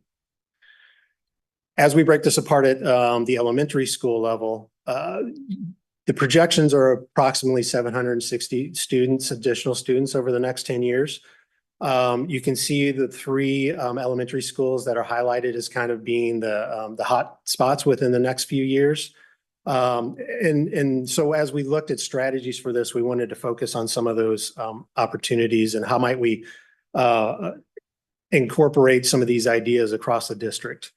You have many prototype elementary schools. So looking at potential solutions at any given prototype location, we feel that there's the opportunity for an expansion or an addition of approximately 6,000 feet. 6,000 square feet. That allows for, additional capacity at those buildings. That would be both classroom and additional support spaces as needed. Very similar to if you take Spring Hill Elementary, which isn't a prototype, kind of looking at that old existing metal building location and possibly doing an addition to, again, support additional capacity at those spaces. This gives you the opportunity, I think, district-wide to better equalize the need at specific locations as the district grows. At the high school level, we're really looking at three potential schemes here, and these kind of scale. So scheme number one is really looking at adding a CTE center adjacent to the high school. What this does is allow you to take the existing CTE programs potentially and put them into a new center that addresses kind of modern needs related to CTE programming. So giving them kind of the best of the best. By vacating the existing CTE area, that also gives you additional expansion opportunities in the high school. So you can expand programs within the high school area into that original CTE space. So this is approximately 38,000 square feet with a cost of about $26 million. Nope, wrong way, sorry. Scheme 2 is kind of an enhancement of that scheme 1. So this is really looking at moving those existing CTE programs into a new center, but expanding those CTE programs too. So working with, the curriculum to understand where can those pathways become more robust and allowing the space for that to occur. This would be approximately a 62,000 square foot addition, and you can see at a cost of 43 million. The third scenario is really looking at not only expanding existing pathways, but adding pathways as well. So we talked about opportunities and potential new programming. This space at 78,000 square foot would allow you to expand some of those pathways. And really what we're looking at, to not get into too much detail, is there's high intensity labs, which you think about a program like automotive or culinary, which has a fairly robust infrastructure. And then there's low intensity labs, which would be more of a graphic design or computer type programming. So those would be the two building blocks that we would use to build out some of these scenarios. Athletics, here you see a quick summary of some potential opportunities that have been identified at the high school level. As Josh mentioned, there's more conversation related to these as we go into the next workshop, but these are some of the themes that have been discussed to date. Okay, so as we looked at the recommendations, obviously long-range plan, we need to identify phasing and opportunities related to phasing. This is still, as I mentioned, being aligned with cost models and conversations with the rest of the stakeholders over the next meeting or so to identify where might the recommendations fall within these three phases.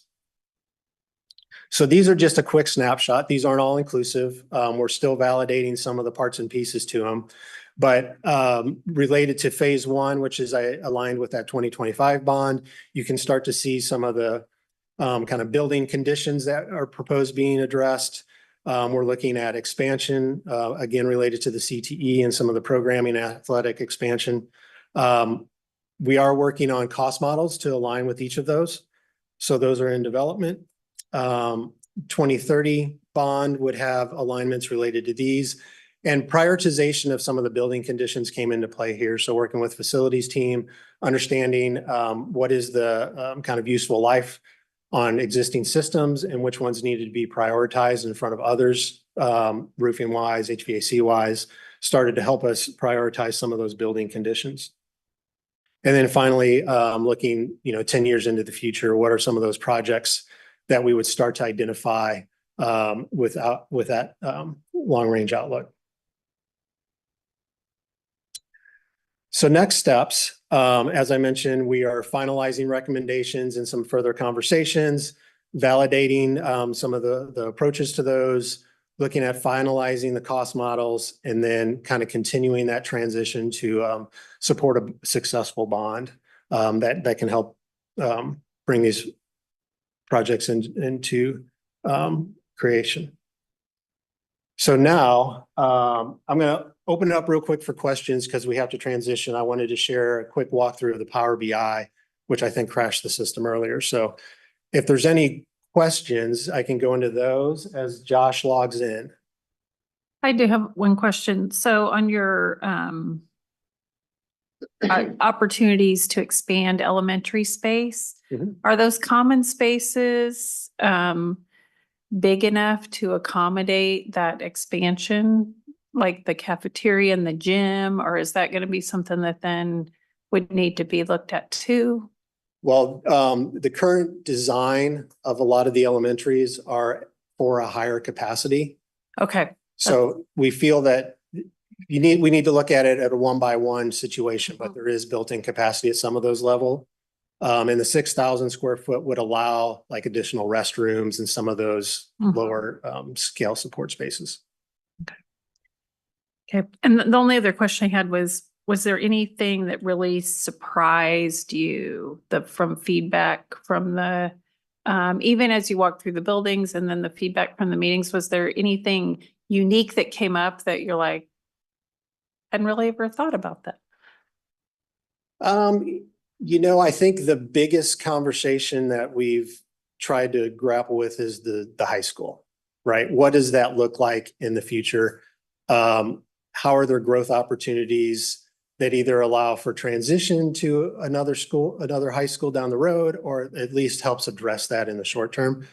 I'm looking at Josh because he actually was in more of the workshops than I was, but I think that. I think that is, it's a struggle of knowing the inevitable, but how do we use it as an opportunity now, adding on to the high school? Because obviously we're not quite ready now. I think we're the second high school. I'll say, but using this as an opportunity. And I think that's one of the great things that came out of these workshops is this notion of opportunity got brought up over and over and over, and that's not necessarily a tangible brick and mortar space. So I think as a parent of two boys in this district, I was very excited to see that come from the group. That it was like, how can we use this opportunity to alleviate some of the capacity challenges we're having at the high school? So it's really turning a negative capacity issue into a positive. So I think that's kind of the unique challenge we saw here.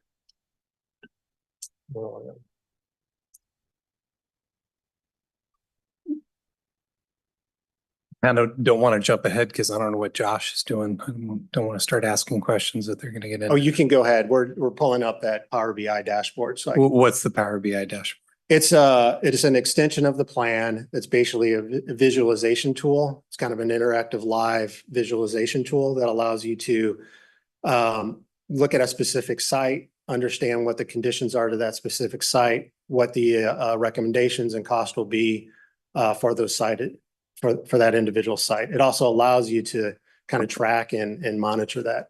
Got it. Perfect. All right. So that's super cool. I mean, I guess one of the, since we're level setting here and making sure we're hitting benchmarks and expectations, I think one of the expectations I had, and I think the board had, was that, these building conditions, scoring and evaluating of individual needs would at some level then be translated into a seriatim of recommended needed actions. These are genuinely deferred maintenance, all else being equal, we would have done prior to this, things that are also emergent, things that are not so emergent, things that are then forward-looking. So we ultimately get a budgetary picture of what kind of funds we need to encumber going forward to meet the obligations of these buildings. And we can approach the budget process thoughtfully and with, deliberate intent. Does that make sense? Totally. And we're working on that with Newkirk and Novak right now to get those cost models built. And they would align per system or per recommended addition, renovation. Maybe this will help orient you a little bit to that. Yeah, well, kind of part where I'm going specifically is this sounds like a bunch of different looks of, you can go look here and understand this, and you can go look here and go understand this, and you can, these disparate lists, and kind of what I'm saying, my expectation is they're going to be one list in seriatim as a school district. These are the things that need to happen now and going forward. Does that make sense? Yes, it's the same list. I would say just different ways to access it. This becomes more of a live tool that you can monitor along the way, whereas the original list would be static, right? Right. So the document itself will have the list of the projects, the cost per phase, a recommended phase that allows you to make that plan. Right. Okay. So that's an asset that's coming out of this. Yes. That's where I'm going. Yep. So the Power BI, real quick, I'll walk you through this and you can continue to generate some questions. Basically, you have a landing page. The way we've set it up are there is really three areas to review. There's a school summary by school. There's a projections tab, which allows you just to look at the overall projections. Some of this is just a simple snapshot, right? An easy way to visualize it without having to get into a large document. And then the condition scores is kind of that comprehensive condition score. So I can go into any one of these tabs. This right now is set up by cohort. So you can start to see by cohort where the enrollment is and where the projected enrollment is. If I go back out and I go by this I think is what's really exciting is by school summary. So the way this will be built out is per school, you can go up and sort per school. So we're at Prairie Creek right now. You get a snapshot of where the scores are, as well as some general current conditions. There's a list of recommendations here that will have a costing column that aligns with each of these recommendations, and then the phase or the projected year of implementation. So as the district goes through and say on Prairie Creek, we repair the building component here, we repair the playgrounds, you can start to update this so it's kind of like a live snapshot, which the plan, the digital version of a document doesn't necessarily let you do. So I think that's why we're pretty excited about this tool and working with your team to kind of use this tool as a visioning and forecasting tool. So with that, I'd love to answer any more questions. Scott, would this have monies associated to future project costs in it? It would have a column here that would have that cost in it. So, and maybe this is still to come, but I thought we would get an update of our current buildings and the work needed. Is that what you were going after? Yeah. I think this is a good check-in, and I'm looking for a list.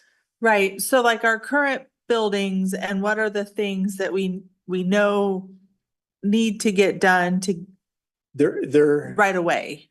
Okay, so there in the appendix section, there will be a report for each building based on our facility condition. Right. And that's great. And we need to understand that as a district, Right. what the relative priority of these are, so we can create parity in the facilities that we have, right? And so when we look at these building scores, so let's take, right now, we keep picking on and identifying Shees and Spring Hill Middle as kind of our biggest deferred maintenance issues, I think. And so next up on that list of aging and corresponding maintenance and actions, who's going to need the next roof, who's going to need the next parking lot, who's going to need the next air conditioning, who's going to need the next windows, forward budget looking, like the Early Learning Academy is probably next on that list. And so longitudinally over time, these are the things that are going to be. And as a board, and I'm looking to April to stop me, as a board, we're looking for the list. Not, these individual lists are great down to the detail, but as a board, I think I'm looking at my neighbors, we're looking for a list. Prioritized. And chronological, correct? Feasibility. Timing, yeah. So I feel like we're halfway there because the data is there. They created a dashboard for us. So the data is there. Yeah. Almost. What I feel like we're missing is maybe what you guys have assigned to it is when we would do the project per the bond. What I feel like could be missing, and maybe it's in your data, you just don't have the column for it. First of all, I love Power BI. I'm a user, a creator, love it. So I know the data's there. But I think that like where it says like replace HVAC system for what is on the screen now, the Spring Hill Elementary, when is that due? And so I would assume replace HVAC system is going to be on every single building. And we need a date of when that is typically due. So if it's a brand new building and it's a 30-year HVAC, we want to see 30 years out. That's the date that we know it's due, that we will have to budget that year. Obviously, again, it's a live document. It would be living, right? And so Kylie goes out and and it's 10 years earlier, he changes it to 2025 or what, so we know what's projected that we have to do, like all the light bulbs are gonna run out in 2030 at Forest Spring because they're LEDs, whatever that looks like.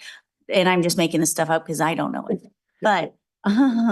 But whatever that looks like, I think that's what we're looking for, along with, I mean, that's easy to do for those new buildings. What are immediate, like, change all the ceiling tiles, bring this up to code for all of our older buildings. So what we don't have right now is that starting list of every little maintenance thing. So when we go to look at the budget and we're like, well, we know this year, these are the things, or in 3 years or in 8 years, these are the things we're going to have to get there. We want that list. We want to say, well, we know we have deferred maintenance in 5 years and it equals $6 million. I think that's what we're hoping to get to. And I think you guys have almost gotten there. I think you've kind of gone through and you have, well, these are the things we could do in these bonds, but I'm sure that there's these same things that need to be done for all the buildings. And we kind of this is the expected year that we're going to do them regardless of bond or money. This is just when the maintenance has to be done. Am I saying this correct, guys? You're looking for a life expectancy kind of. Yeah. Well, and I think there's another layer to it, but you touched on it, and that is, in here, we've got the 15-year projection, whatever it's, or current 5-10-year projection, but it's all centered around the bond. And I think the list would also allow us then to attribute capital expenditure to certain items, and others we could point towards that 5, 10, 15-year bond type thing, right? And just help us from a budgeting standpoint, try and determine, okay, we can do this from capital outlay. This is going to have to take a bond. Well, and I think they've done that. I think they've done project year where we could utilize that category. I'm so sorry, April. You're good. We could utilize that category in whatever way we want. We could say capital 2025. Like, we could utilize that. Is this going to be a dashboard we have access to forever? Yes. Okay.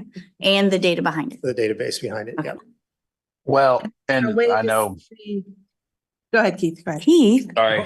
Hello, Yeah, Keith. I am here. I'm just not there. You weren't But marked anyway. present, Keith. You just got marked well. present. But I think the other thing, like John said, bringing all the schools to, I guess parity is the right term. Are we lacking anywhere? Because that would be our starting point, bringing all the schools to the same level and then working forward as well with the maintenance stuff. So if there's anything that we're missing at Spring Hill Elementary, Spring Hill Middle, whatever that's behind the new schools, that would be our starting point, I would think. But that's just my opinion. Yeah, and I'm wondering if there's a list of, like, we're at the school level, is there like a district level or a SY25 level where you can see under that 25 bond, the complete list, every school, every little thing you guys had listed right there? So it's like a roll up of all of it. Yeah. And We can- again, to Nicole's point, I'm a big Power BI fan, so I'm sure it's there. She's getting the view. Yeah, I mean, you can parse it out as much as you want. Right. It's just a matter of identifying what those kind of key visualizations are most Right. helpful. Right. So I think it's adding some priority, like is there something that's flaming red? Gotta get done, non-negotiable, has to be an SY25. And then is there things that could be delayed? And then what does it look like in terms of like if we have a flaming red item at Prairie Creek, maybe a yellow item at Shees gets pushed. Right. This has all been great feedback. So I think we have a lot of this information here. Working with Kylie and Tim, we have a prioritized list. I think the data's in there, as we said. I think we just have to look at how we're organizing it and presenting it. So yeah. This is growing district problems, but if we try to go building by building, you lost me at HVAC 3 buildings ago, Yeah, and Keith, Pace of change. Yeah, right. And Keith, I think you made the great point about, the evaluations of, and I just tossed like she's other playground. Is it not meet with accessibility issues or, all that kind of stuff, which I know that's kind of icing on the cake some of the time, but having facilities that have equity across, I think is pretty important to us. Yeah, I think this is a great start. I love the dashboard. I think that we would have been happy with the long Excel list with a couple columns and then like, so this is great. And I think I think eventually these will be what we want to see, but in the short term, we're hoping to see that big old list and help us know what is out there. So awesome. Anything that you guys need from us as you go back and keep working with our groups? I don't think so. I thank you for your patience and time, so. Yeah, I think we'll get more prioritization out of the next meeting. And then next time we come back, we'll have costs associated with items too. And I know Josh and his team are working on the bond conversation. How do we start to build those out? But what we'll do is we'll go back and kind of manipulate the Power BI piece, add some columns, see if it gets us closer, and share that out. Awesome. Awesome. Thank you guys. Thank you very much. Great to see everyone. Thank you for your time.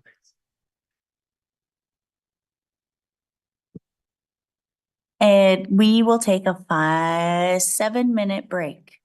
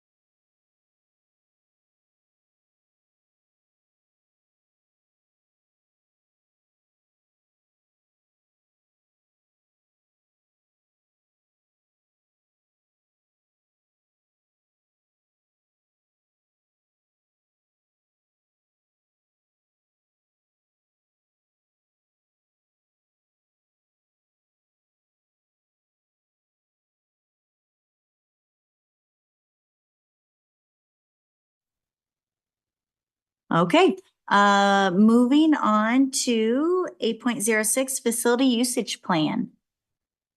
Okay, we have a couple meetings ago, there was a discussion led by Dr. Robinson about just, what were some of the things that you would like to see us incorporate if possible into a facility usage plan that would, try to involve, the community without, again, overburdening, our current facilities or our staff.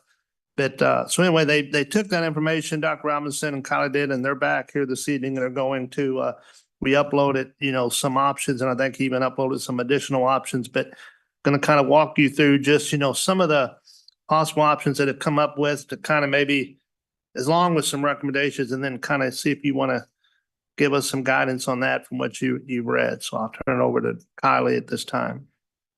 Yep, thank you.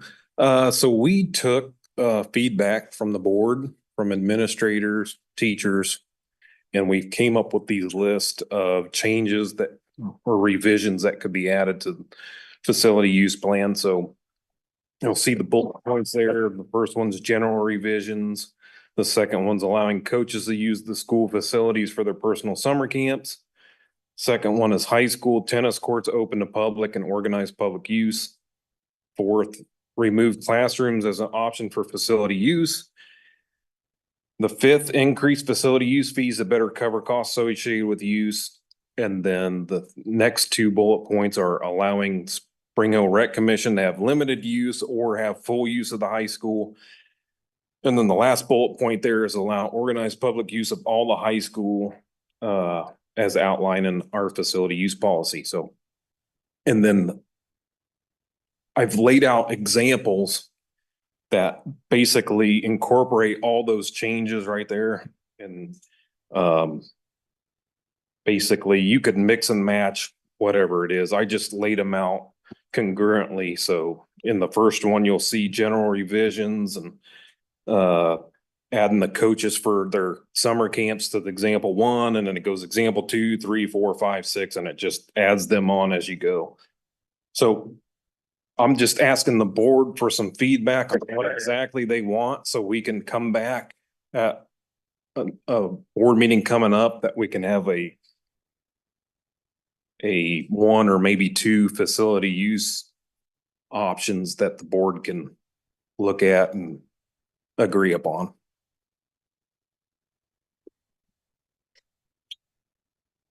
But this is just kind of some, not really overarching, but just a couple of things that kind of stood out to me, just thinking back historically. I don't think you necessarily have to open up the full use of things for the rec commission. I don't think they're necessarily asking for that. I think that some specific uses, they would be fine with that. But there are some situations where the school district has had an agreement with the rec, like I noticed the pickleball courts on something. Well, I think they actually used rec money to redo the pickleball courts. So then for the school to come back and rent those out, I don't, like, sure, they've kind of already claimed some responsibility for those. Mhm. So I don't know, then you want to come back and take that facility and start renting it out as a school district. That's just my thoughts. I don't know, maybe I don't have all the information, but so as it goes to the rec, and then I think everybody knows my opinion on the public use of stuff, but that's my only You comment. bring up a really good point, Sharon. I mean, on the pickleball courts, that one stood out in my mind too, because the rec commission just put up the wind breaks on the fence there too. And it's kind of shocking to me, Kylie, that because I've been using the high school tennis courts for a couple of years now. In fact, I love the fact that nobody knows they're even back there. Right. Very rarely is there ever anybody else out there. Right. So I guess that there's, do we have a current agreement with the rec? Like when they update our facilities, are we pitching in dollars? Like I guess I don't know how that works. At the early childhood center. Well, is that the only thing they've updated? was those? Yeah, textbook- they maintain those baseball fields out there and then they did convert the tennis courts into pickleball courts. And do they come to us for approval? How does this work? Yeah. Yes, they should. And I'm not trying to throw Spring Hill Rec under the bus, but the pickleball court, we didn't even know they did that. To be Well, honest, it actually, was though, just they did it. I think, I don't know that you know, but I'm pretty sure from talking to them that they had approval at some level. It maybe wasn't formal approval. For maybe somebody that's not here any longer. So Yeah. according to them, so. And I know that was a bone of contention with the high school tennis team. Very Yes. much so, because I heard about it personally. Yeah. I appreciate you putting this all together and my newness and ignorance knows no bounds. Yeah, thank you for asking. Please let me know if I get out of bounds and I will work on my missing skills. But it's not okay to be hurtful and I know that. And so I'm going to try not to do that with Mr. Delphi. So part of that is the idea that there is an existing agreement. All of this, I have to say, I'm ignorant to. I'm completely ignorant to. So in terms of moving forward, myself personally, I'm not sure I'll be prepared at the next time. I'm just owning it, and maybe everybody else will, and you can move forward, and I'll sit here and twiddle my thumbs. But you know, kind of what I'm pausing and taken aback by is that we kind of have different deals and different treatment based on who you are and where you are and trying to make a matrix of it. I'm not there yet. So I'm going to have to get better informed because, you know, while we're both government entities, and I'm kind of speaking to everybody else, not necessarily, while we're all government entities, it doesn't necessarily mean that we get to treat or not treat people the same. If we're renting or doing in kind, you know, trading in kind facilities, and we're not allowing other entities to have an opportunity, you know, to get access to a pickleball court or to get access, you know, Mr. Hull's pickleball league that gets set up and, you know, how we can favor or disfavor different entities in the public. I can't kind of square that. Does that make sense? It does make sense. And that's what I thought. Maybe we need to be. I kind of want to back up is where I'm going. Me personally, is I kind of want to back up because if I understood the start of this, it was, hey, wait a minute, we should get to use from the RAC or other entity, we should get to use these types of facilities and kind of expand what has kind of been maybe more informal to be charitable. And that if we are going to go forward, that we're consistent with all entities that come with us, because I think that's what we have to do. Well, in regards to Spring Hill Rec, like Doug would say, we're like kissing cousins. They are an extension of the school district. So they do kind of somewhat get. I would not share that characterization. You don't share the characterization that they should get some kind of favored status? I don't share that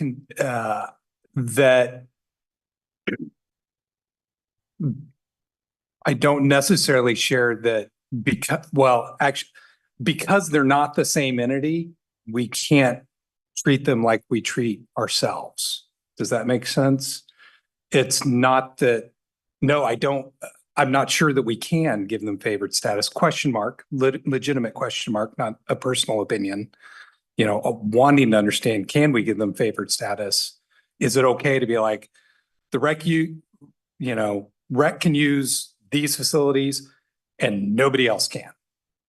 I don't know if we can do that. It doesn't mean I'm right. I mean, you know what I mean?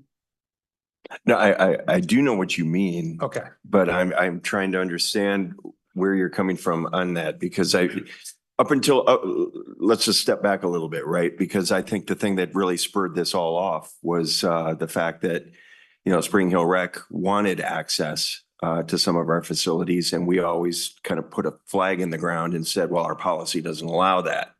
And so we were open, Well, they depend on use of gym space and all that kind of stuff for all their programming. They couldn't do it without it. And so there's always been, there's been some things I think that have been off limits. No, you're absolutely right, Sharon. And I'm the statement I just made only pertains to the high school. Right. Because you're right, there has been cooperation throughout the years as it relates to some of the, middle schools and the facilities and the elementary school facilities. But I think that, so I think the question comes, we do have an agreement with the Spring Hill Rec. And I don't know if that new agreement contemplates or allows for use of the high school facilities. Did it take into account any of that? Kylie, Yes, the example 5 and 6 does. That's something that the board's gonna have to agree upon that. It's not in the, it's not in the this- current agreement. It's not in that current facility use agreement down here, the Right. ECC, that's just for the early childhood center alone. Yep. And then if the board wants to have Spring Hill Rec utilize the high school in some capacity, then they would have to, we'd all have to agree upon that, and then we would rewrite the facility use policy and you could approve it, so. Well, and so I guess so there's an agreement in place that isn't in this documentation. I think it's attached. That, Right here at the bottom. Yeah. right, but I'm wanting to make sure, so that's the one currently in force. Okay. So just some clarification. That policy has been reviewed by the rec board, but this board has not taken action on it. That is The correct. reason we kept it tonight and did not ask for you to take action on it is depending on the discussion tonight, there may need to be revisions. So rather than having you approve something and then change it, it's there for you to review and take a look at. And if that's the direction you want to go, it would need to still come to the board for formal action. Yeah. Does that make sense, Mr. Chitwood? Hold on. I'm confused by this a little bit because this is dated July 10th. Yes. So our rec and our district have had this agreement since July 10th, but has not ever been presented to us. No, they reviewed it. It then went to Mr. Goheen for review and is now coming to the board for review. Okay, I understand. Yeah. So my question is, so yes, I see it on here. Yes, I acknowledge its existence. Is there existence of a similar document? And thank you, Josh. Is there existence of a similar document that outlines some of these types of things that exist and has been executed previous to today's date? Is there a governing document that this is designed to replace? Yes, sir. I would look at Kylie. I don't believe there is because I think part of why this started up was at the urging of the board, they wanted a more formal document outlining who was responsible for what and things like if improvements need to be made, what's the process for doing that? That's what that document should outline. I think the question as it connects to the larger facility use piece is, should it just have written into it the early childhood facility, or if the board is choosing to open up the high school, they use the middle school and a few other things, more rental capacity. But if we need to expand it, you'd want to take it and we'd want to adjust it and take it back through their board, you know, and have one document that is being kept, formalizing that agreement rather than multiple documents with the rec. Okay, and so where I'm at is that if we're going to have a facility use policy that's approved by the board, whether it's policy or guidelines, I don't care what we call it, but the board's going to approve it, right? That substantiates this. My concern is that we have to start way back at the beginning, which is the Spring Hill Recreation Committee is, or commission, thank you. Commission is a government entity.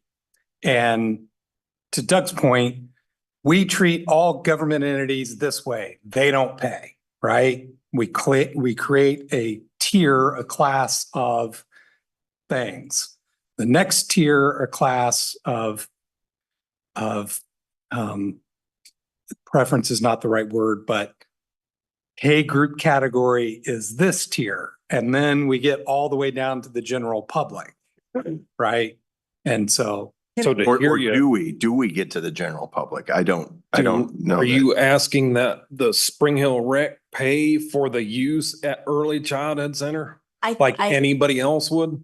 That's not necessarily what I'm saying. I think he's saying that identify what the different classes are. And we kind of did that. Do you remember when this first one rolled out, we said, this is individual organizations and the definition of this. And I think that our current policy has that. It does. Guidelines. And it lays out examples of each. So I think that then maybe just a little more, as we go through these, and I'm not sure, it doesn't sound like any of us are prepared to get there. We'll probably need another discussion on this after we've worked through it individually. Okay. But I think that those definitions are there and maybe some clarity on them. And again, my apologies for failing to prepare. That's okay. Along with, I think that I see where you're going. You want to start way back with what has the rec done before and what, I'm not sure that we need to. We could just start, this is where we are. It'd be interesting to know how they currently are using our facilities. Do they follow our current guidelines? They do. So they follow all the guidelines for all of our other schools, elementaries, middle schools. The early childhood center is just something out of good faith we let them use because we weren't utilizing it at the time. When we took, was it Middle School North, when that was that, and we just had an early childhood center. When we made that transition, we let them use the baseball fields, the tennis courts, and that gymnasium out of good faith. They had it all year long. We weren't charging them anything. And then our wrestling program expanded, and then we had to take it away from them for a certain time, whenever the high school's wrestling program is during those winter months. And so they have it for the rest of the year after that. And we don't charge them anything. It's just out of good faith. We're trying to work with them. We know they need the facilities for all their programs they do. And so I'm so sorry. No, that's okay. At some point, we have to start kind of making some forward motion on this. Like we keep kind of spinning the same wheel on this conversation. And I think part of it is like, we have to get to some fundamentals. Like, are we going to rent out the high school? Yes or no? Are we going to open it up to the RAC A and then B private groups, right? Like, I think there's some basic things that we have to start like eking our way forward, or we're going to make Kylie and probably myself a little crazy. I agree with that. I think that we do, if we're going to change anything, I think that we definitely need to, and maybe that's something we do, maybe we spend 30 minutes at our next work session, which is in December. I'm not sure what that work session is going to look like. We've had some ideas. So, but that could be a really great space for us to be like, yes, we're doing this. No, we're doing this. Move on. Yes, we're doing this. No, we're doing this. And I think Kylie did a good job of giving us a lot of examples and options and kind of tiering them. Like, if you do this, like, this is the top, this is, does anyone have, is this something we even move forward with, or do we continue with our current guidelines? Does anyone have, because that would be an easy. I think we have to clarify just a little bit. You raised some really good points. Like, there were some other groups. Yes, we could all justify they're all part of the high school, but there are some other things happening at that facility that I think we probably should include.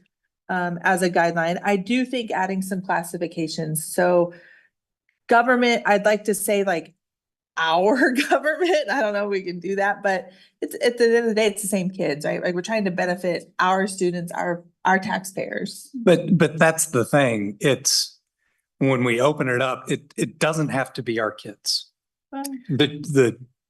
Any church could come and use it, or any Okay, hold on, non-church. Judge. When you say use it, I think we need to distinguish between the high school and the other facilities. Right. Because the other facilities are already being used for those types of functions. Right. So you're really, when you say it, you mean the high school.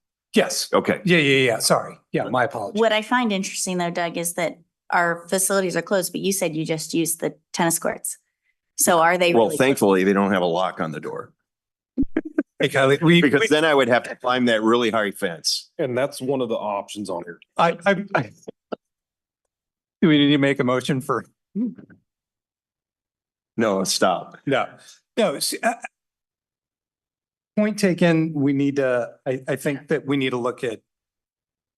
Yeah, we gotta move forward. And you know where I stand. I do believe there needs to be more accessibility to the Spring Hill Rec. And I think it's well within our authority to be able to allow that without necessarily having to play fair with anybody, any other group. I agree. Doesn't really matter. The reason I think that it's not a fairness issue because it's the same tax base and their programs are inclusive to all students. So it's not that they're a private group that is only kids have to try out for the team or something like that. So that's kind of where that part comes from, my mind. Whether it's, but it's the groups who could have an equal protection claim against us. You know, and if Greg says, hey, you're cool to only allow these types of groups to use your facilities, I'm all cool. Or there's Spring Hill Rec, that group. Spring Hill Rec. Yeah, exclusive to them. If he says, Which is, you can which do is that. example 5, right? Mhm. Yeah. Yeah, and then it comes down to for what, right? So if we do agree, there should be some, like, I hear the championship game thing a lot, like when we're doing a big game. I would really fight practices. That's where I get nervous. I think that leads to unattended siblings doing crazy things. That scares me. And so practices make me nervous. I wouldn't want to open up the high school for just general practices. But. Well, and I'll give my bottom line on the use really is in my world, all the facilities, but the high school is just such a different animal. All the activities would be subordinate to the staffing and facilities. If the building principal says, hey, we're holding a debate tournament on Saturday, no, you can't use anything. Oh, well, we're not, the baseball fields are, no, we have students here, we're doing this. We're not mixing this with that. In my world, the building principal is the final arbiter of the building and facilities being available. Because that's what I want to avoid with this access is that our mandate is to provide public education. If we've got enough, irons in the fire, just because we have a building use policy that says that it is available, that it can happen, it doesn't mean it must happen. And that's how we treat all of our facility use across the district. Yeah. So to be. 100%. Yeah, that's where I land on it, which is So are we do we have a consensus that the high school is, and tell me if I'm misunderstanding, closed? I would prefer to not, because the issue with the high school is, like was brought up in the morning meeting, is what do we limit that to? Is that you can just be on the field or the court or the diamond? Do you get the press box? Because if the people that run that daily or that are operating those facilities have been trained, I assume they've been trained. That's might be my mistake, but I assume they've been trained. If something were to go wrong and it were to cost money to repair that, and it impacted the high school students, that's a big, to me, that's an issue. So if I would prefer the high school to be closed, period. But if it were decided, we would definitely have to have limits on what's being used, who's operating it, blah, I mean, the list goes on and on and on. Because and this sounds bad, but at the middle school level, we have 3 middle schools. If something were to happen at one, we could jump over to another one to facilitate an activity or whatever. At the high school level, we only have one. If something gets damaged and is inoperable, that's it until we get it repaired. That's just my opinion. Some good points. So what I hear is high school closed with the exceptions of. What does that look like? I don't know that there's an exception that, I mean, Keith raises a good point. What do they have access to? Where do you draw the line? So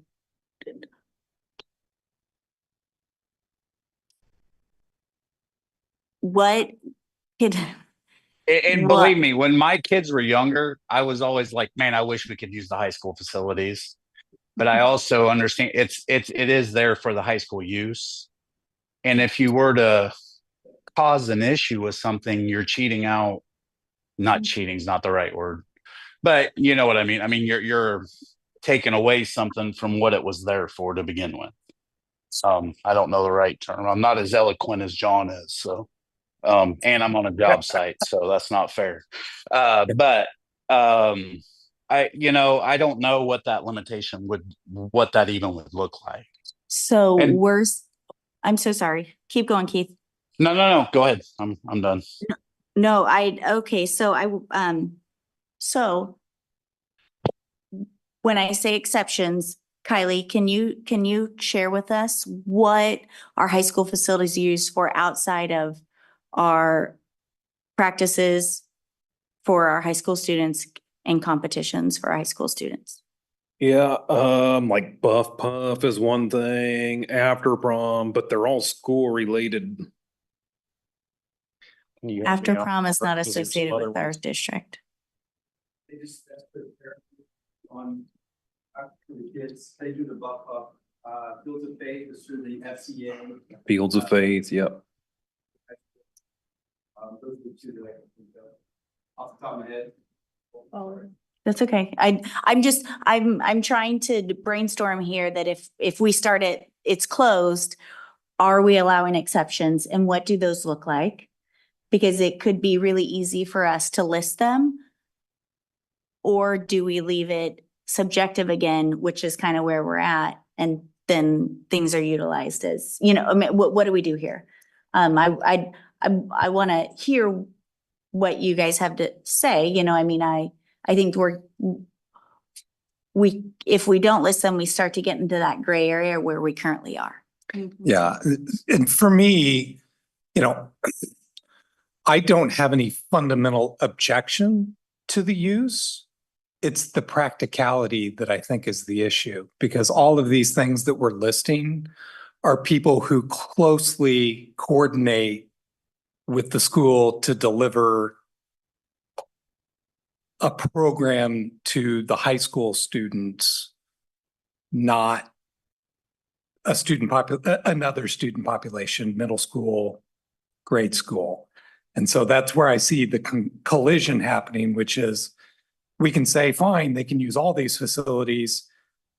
Oh, but by the way, the school's booked up 332 days a year, and these are the 30 days you can do it. You know what I mean? That's kind of my fear, is that we're going to have a policy that's permissive in practice, but in reality doesn't go along. Because I do share April's feeling, which is, no, you can't schedule 32 practices on the football field. That just, we can't have that. It's $1 million plus to replace. We can't, it's got to be judicious. Kylie, is there a list of, I'm sure it's probably a pretty short list of things that the rec did want to use the high school for? I think one was the tennis clinics in the summer. Yep, the tennis clinics in the summer, which we allowed them to do last summer alongside with the tennis coach there. And then they wanted to use it up to 2 times, use the high school, the football activity complex, turf football field. Just 2 times. It would probably be 1, but it could be possibly 2 times. And then they wanted to use it for daddy-daughter dance, which The football field or the? no, the gym. And that's which- because they grew out of any other place in? Well, they were using it at they went to Meadowlark and did it, and there wasn't enough parking. And they're actually gonna do it at Forest Spring Middle School this year. There's plenty of room there to do it, plenty of parking. So that took the high school out of the? Yeah, picture. so that really Yeah. takes the high school. So really, they'd be looking at using it, the football field twice And the tennis courts. in and the tennis courts, yes. Couple times. Does So that, not a lot. was that issue with the tennis courts, was that created from tennis courts in town being made to pickleball courts and then the expansion of our program at, like, what kind of The did it put a last, hurt on our tennis program? Like, did they have to not practice for a week? yes, Is what that was happened? the issue. So that's, I think that's the other piece of this is the hierarchy gets, I mean, crumbled there, right? Because we've said our high school facilities get to be used by our high school students. But in this sense, we had to say, hey, you don't get to. So I think clarification on what we do there is the other piece of this. As much as I'm sure everybody loves the pickleball courts because that's like the hot thing. I bet they look back and they're kicking themselves and like, who knew tennis was gonna be such a hot sport? So, yeah, all of this is interesting. So where do we go from here? So high school's closed with exceptions that we. And I'm honestly still looking for, I would like Greg to say that that's permissible. Okay. That's a question I have. Permissible to open it for the few exceptions or? Yeah. Because I mean, it just in my mind, by definition, you either allow someone who is not us to use it, full stop, or you don't. Do we And agree that we want to allow people to use it? I think the board is split on that. well, and I think they are. And the reason why I'm asking that question is I'm hoping Greg will come back and either say, yes, it's completely permissible and here's how you carve out the exceptions, or he's going to walk in and go, look, it either has to be you make it open or you don't. Oh, okay. I see. That's where I think that decision starts from. And we can take it back to him. I anticipate he's going to support the rec use because you're taxing, you also have a board member who sits on their board. So I think there are ways for you to differentiate, but I think it's worth him weighing in on that topic. Our board also appoints 2 of their board members. Yes. But that's we do appoint 2 of their Yes. board members. Yes. Yeah. But we just have a liaison. We don't have a member of their board, right? Yes. Yeah, it's not a board. Yes, sorry. Wait. Because if Josh, way to throw Doug under the bus, sir. My question would be, when do you want us to we can get that information and be able to send it back to you. When I look at what's going to be on the December agenda, do you want us to come back in December for consideration? Or are you okay since December is likely going to be a short and full meeting with us bringing this back the first meeting in January? We can get an answer to your question sooner, but that's the determining factor is when the answer to the question comes. Well, Nicole, I like your idea of us discussing it in the work session. I think we could come to a consensus and then it'd be a quick. I think we could work approval through, real quick. I agree with you, Keith. I think we could work through this real quick in our work session and come to some terms. So if we can get Greg to tell us legally, not his opinion, but like his legal opinion on whether we can whether he sees any legal ramifications on being specific on who we open it up to. Right, because we open it up to coaches, we open it up as private individual businesses, but they're connected to the school. I just want to make sure we're all talking about the same exceptions and groups, right? Because we open up the facility to coaches and they're acting as a private business in that instance. We open it up to rec or potentially open it up to rec. We open it up to after prom. Is after prom officially a nonprofit or is it just a bunch of parents who call themselves after prom? I believe it is. Can we confirm that it's a 501(c)(3)? Or whichever one. You're not a C. C3, yeah, sorry, dyslexia. What other types of entities are we talking about? This is my categorization. That's a club, a high school club. Yeah, but I'm 99.9% they're a nonprofit. That's the ones I can think from the outside. Organizations. After prom, and I just saw this, after prom does their powder puff game. And their puff. They do their men's volleyball in the gym. Yeah. They're adult. No, No. students. Okay, It's like when you said men's, And then the Sorry. boys buff. sorry, I'm slow. And then you got the FCA. Those are the three that keep on coming up to my mind. So those are the organization types that we need to test. But FCA is a school club. So, Okay. yeah, so that's almost, Yeah. yeah. Okay. And I'll find out. Yeah, I've got a list here. Powder Puff, Buff Puff, Fields of Faith. Middle school football games. But that's within our. That's within our school district, granted. Middle school league wrestling, youth camps, so What youth camp? soccer boys. The soccer boys put on a youth camp, so it's the soccer boys players. Same thing with baseball. Same with dance and cheerleading. Almost every sport does it. Yeah, Basketball. then bachelorette, sorry. Baccalaureate, sorry. I need my readers. Mrs. Acne to the front. Mrs. Acne.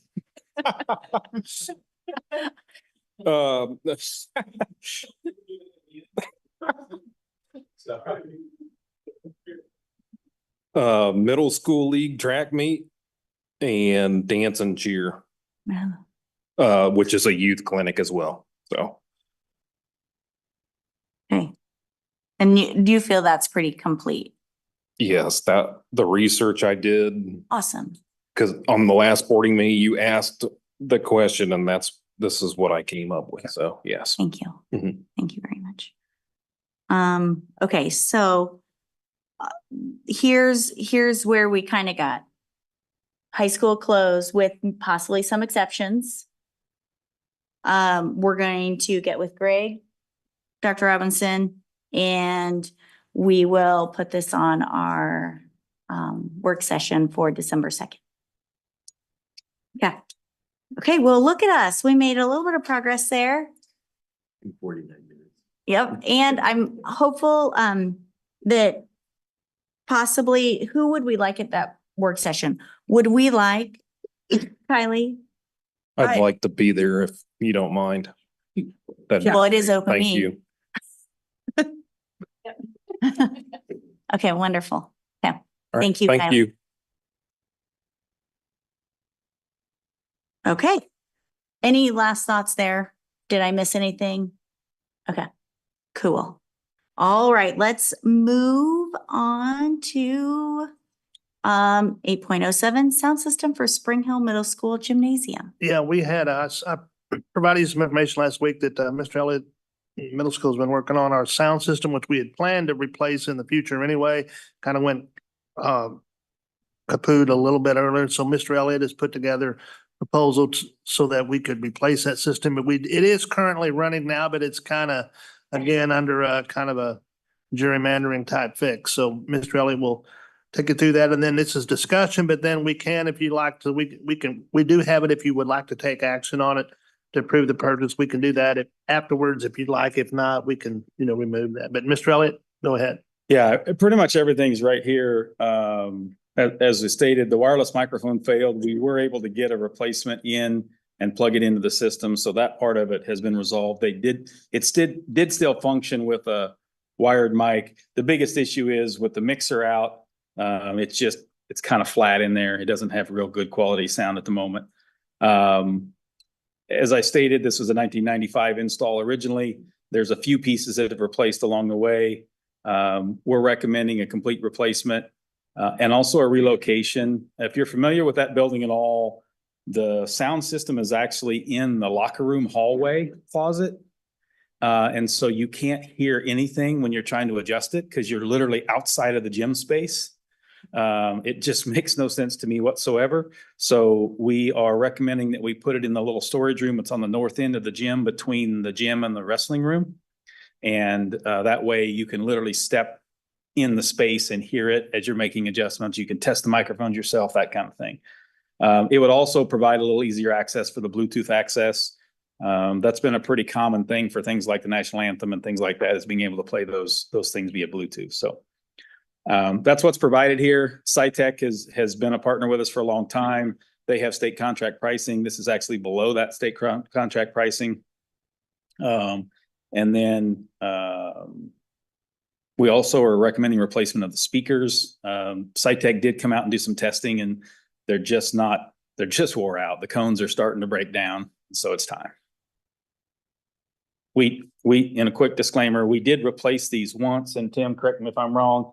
The original ones were sound spheres. They were the thing in the 90s, and only for about a year. And then they weren't the thing anymore. And so we did replace them once, but they still are well over 25 years old. So. Questions? Yeah, Phil, I just have, you brought up a good point. You could actually get somebody from our state champion cross-country team to run at the speed of sound between the closet. That's correct. Right. Yeah. No, but really, when I was looking at the product list here, I noticed you only had one cordless mic in there. It's because the second one's already been purchased. Oh, it has. Okay. So the one that I put in there is I bought already. So you have two. Yes. Okay, perfect. Yeah, and mine is just kind of a goofy question about, and it's probably a Doug one. So we encumbered this money on last year's budget to do this, and we didn't do it over the summer. So where this money came from, because if we're going to do it over the summer, because our budget rolls over in the summer, right? Yeah, we rolled over about 3 million in capital outlay. So this size of ticket item, I mean, if it's a need, we can do it, and we'll charge it to capital outlay and things will be fine. Okay. Yeah, I just didn't know what. I did want to add one more thing, John, because I think that's an important thing to discuss. One of the challenges with things like this is, and you kind of talked about it in the previous session with DLR, is, we can put some timelines down, but I think one of the things that's allowed this district to get where we are today is some flexibility in those timelines. And just 26 years of doing this comment, just think about before the next discussion is maybe it's a list of things with some time ranges. If you, and using this as an example, right? We knew it was coming, right? It was starting to lose a channel, and, there were just little things happening. So we put it down as our to-do list. I hoped to do it last summer. I couldn't get SciTech to get me, or anybody else, quite frankly, to get a quick enough turnaround to get it on our summer project list. So we kicked the can down the road. I kicked the can too far and it didn't make it. But that flexibility, I think, especially when we went all those years without capital outlay and things like that, it kind of changed the mindset of how we replace things. I've got a bunch of security cameras across the district that I literally replace as they fail. We could put a 5 or 6 year or 7 year timeline on them. But I think for the district's bottom line, you know, I've gotten 10, 12 years out of some of these cameras. They're still functioning. They're still recording video. Now, Officer Petchnik might not say that it's as good a video as some of the others, but it's still recording it, right? And so I think that that's one of the pieces I might just comment for this kind of scenario is if we can extend some life out of stuff, I think that's being pretty fiscally responsible and I feel good about that. If we put a hard date on it, then people start pointing to that and are complaining that you've gone 2 years past when you said it was going to be replaced. So just food for thought. I have one question. This expense, if this would have been a few years ago, would it have been underneath the threshold for us to even look at it? Or is it something that would have been pretty pricey to begin with? I mean, I'm looking at some of these things and it just seems like it's only a matter of time before the state raises that threshold. Yeah, it potentially, electronics are funny. Depends on when you quote them. They'll either be twice what you think they should be, or they'll be half of what they were. And there doesn't seem to be much in the middle. Gotcha. So. Okay.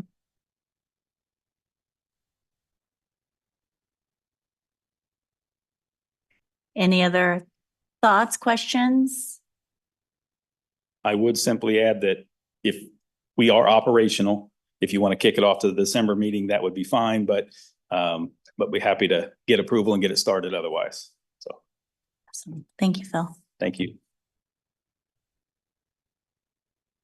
Okay, well, we have a possible action item. Madam President, I move to approve 9.01 as presented by Mr. Elliott. Second. All right, we have a motion and a second. Any discussion? Okay, Rachel, please take the vote. Mr. Ewing, Yes. Mrs. Milius, Yes. Mr. Hull, Yes. Mrs. Horn, Yes. Mr. Chitwood, Yes. Mrs. Mitchell, Yes. approved. Wonderful. Okay, well, moving on, 10.01. Future discussion items. We have, let's see, any that we would like to add?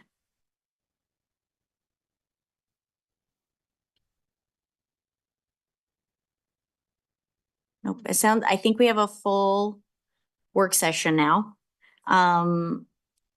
So, okay, if nothing to add, nothing. Nothing to add, but football season's over and we had an ambulance at every game.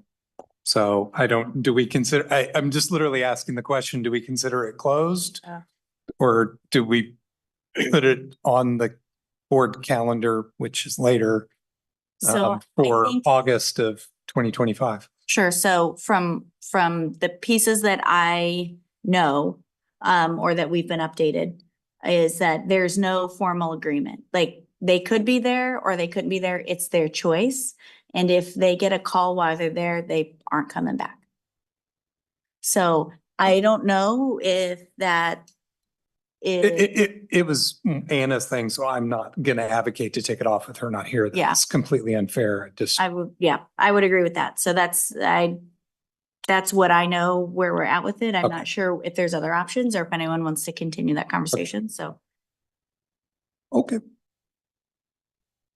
Anything else? Okay. All right. Well, then moving on to our board work calendar. The board work calendar, as it says, we've got a work session set for December the 2nd, which is a Monday right after Thanksgiving.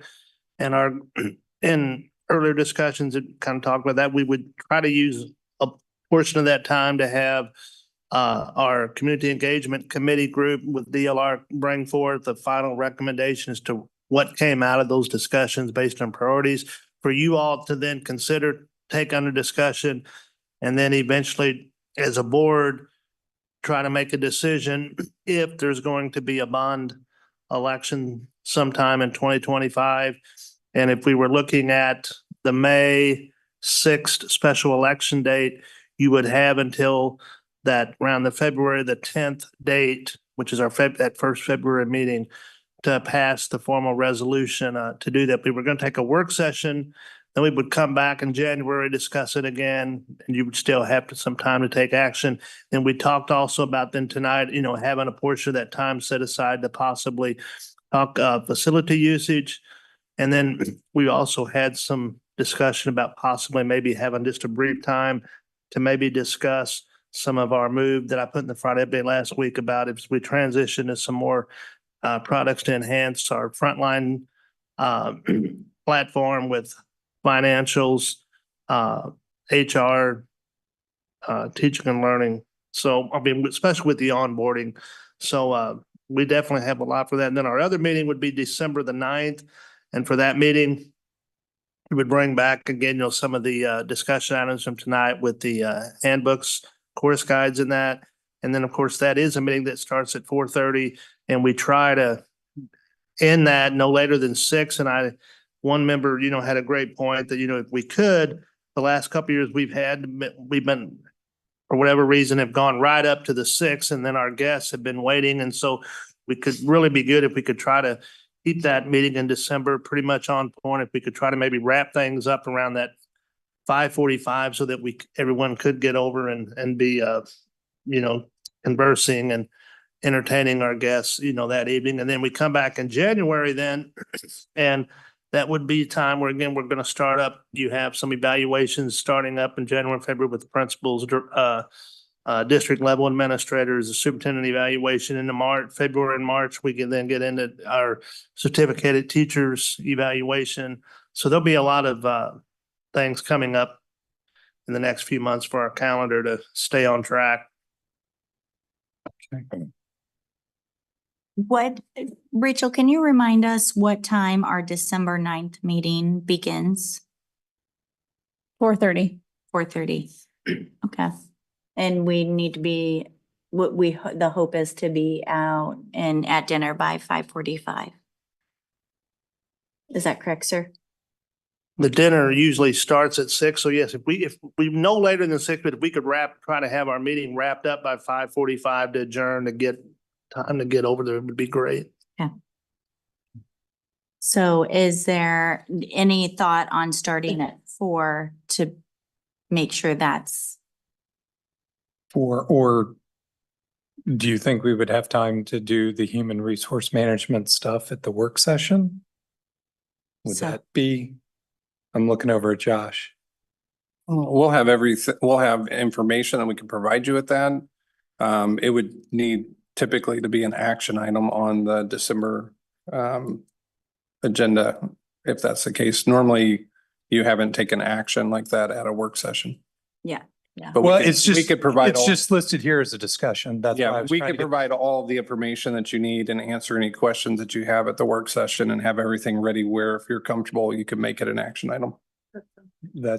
So, Okay. I think. Are you happy with that? Is that okay? Absolutely. Okay. Yep. Thank you. I think that's doable. I think we should all plan for a extremely long work session on December 2nd. So it sounds like we have 3 hefty topics.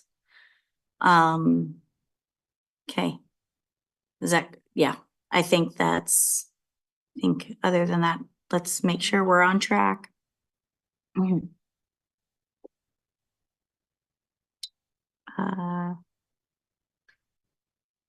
District fees, approved driver's ed fees. Will those be in our December meeting? Our district fees with the driver's ed and the textbook fees and that, typically we can do that January, whenever we pull that together. I do think we try to get driver's ed out in December because the high school starts publicizing on driver's ed in January. But driver's ed is just a small one. We could knock that out in December, I think, fairly quickly, and then save the district fees as a whole for January. Okay. And I feel like other than that, we're on track. The other piece that we didn't talk about, but it's on our board work calendar, who is on our school district negotiations team? Do we remember? I was last year and Keith.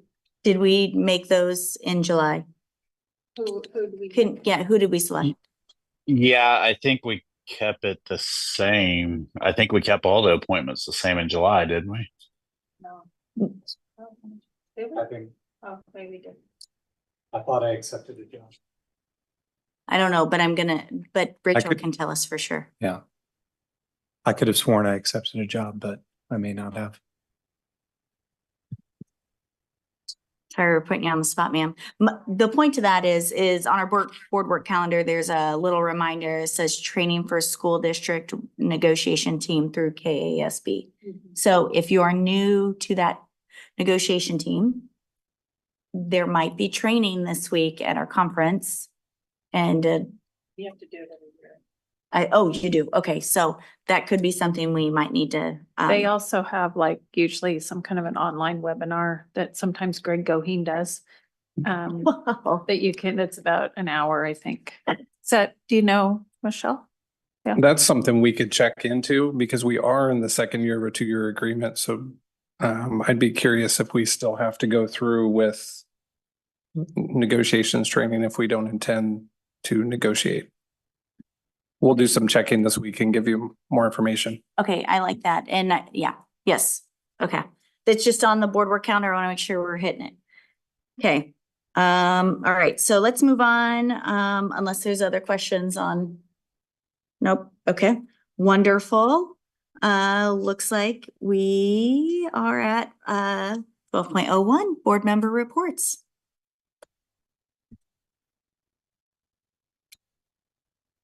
I'll go quickly only because it's been pretty busy the last couple of weeks with site council meetings at Woodland Springs and site council meeting today at Prairie Creek. And in the spirit of time, read about what's going on at the schools and the school reports. But it's just, I'm really encouraged by the participation this year over last year by parents. We're getting more parents showing up to these meetings, and that's really encouraging. The only report I have is community engagement meetings. The things Josh said happened. So I won't belabor that anymore.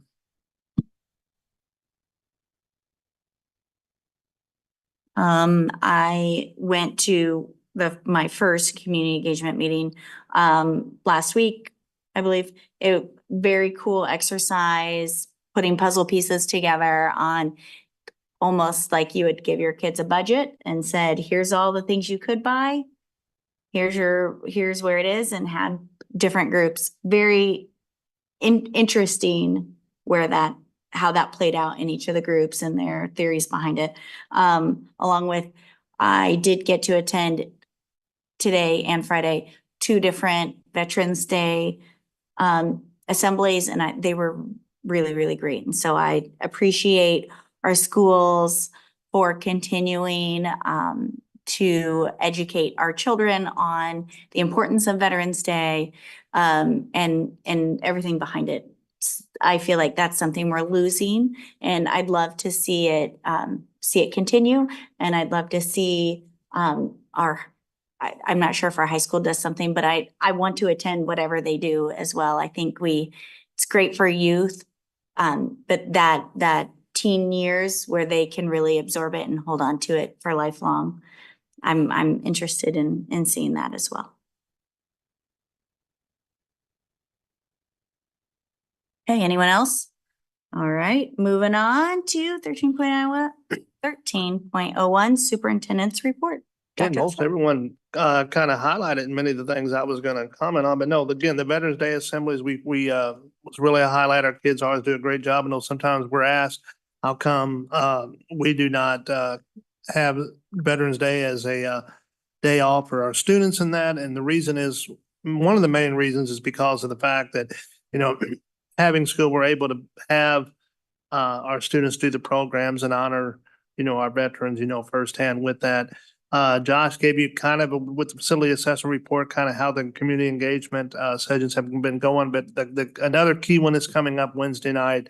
And from that will form the basis of the recommendation that will be brought to you all at the work session on December 2nd. And then, of course, several times we've talked about the Kansas Association of School Boards their annual conference, of course, which we're a member of, is this week in Wichita. And I know that several of you will be attending, and that's always a good conference to learn about the best practices going on within Kansas schools. And then also tomorrow night is our, not ours, but the city of Spring Hill, the Chamber of Commerce has their annual awards and recognition dinner. And I know, again, we have several from USD230 that will be attending that. Always a great evening each year with that.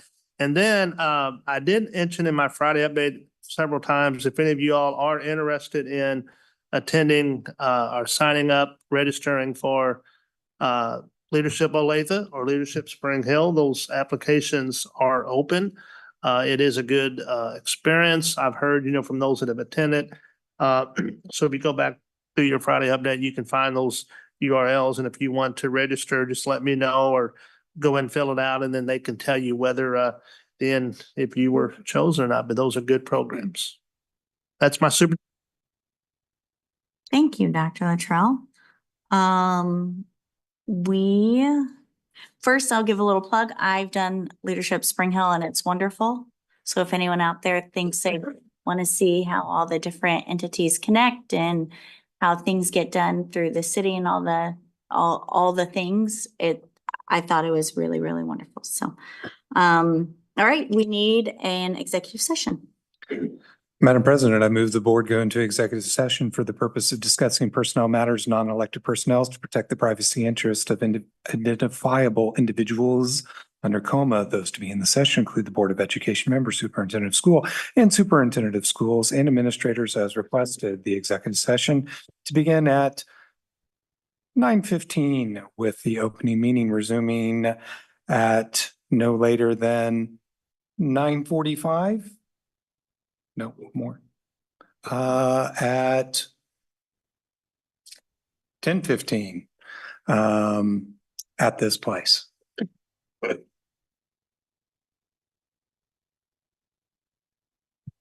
Second. There's a motion and a second. Any discussion? All right, Rachel, please take the vote. Mrs. Milius, Yes. Mr. Hole, Yes. Mrs. Horn, Yes. Mr. Chitwood. Yeah. Mrs. Yes. Yes. Mrs. Mitchell, Yes. Yes. Mr. Ewing, Yes. approved.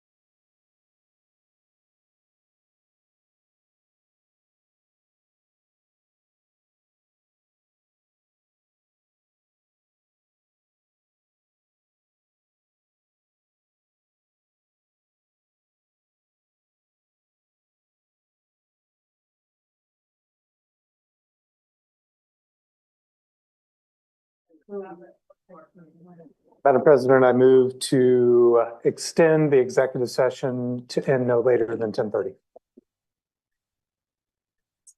I'll second. Second.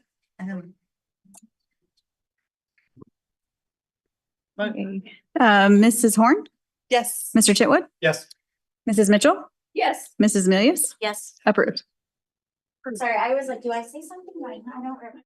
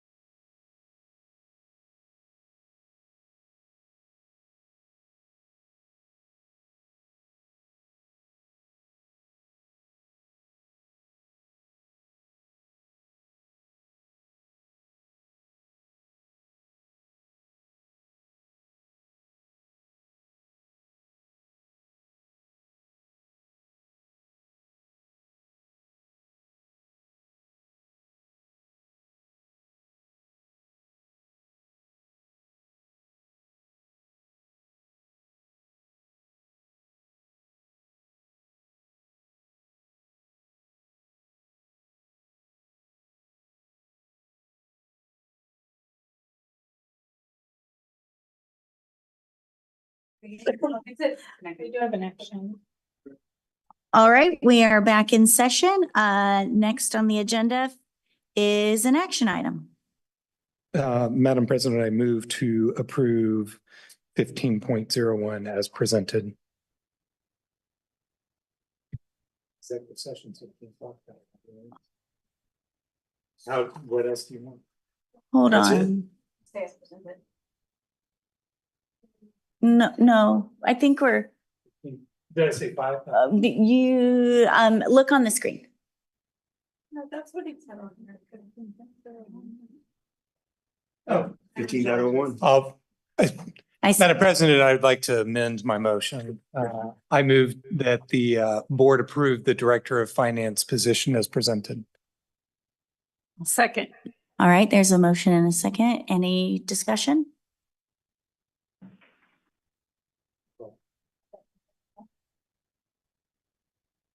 All right, thank you. Rachel, please take the vote.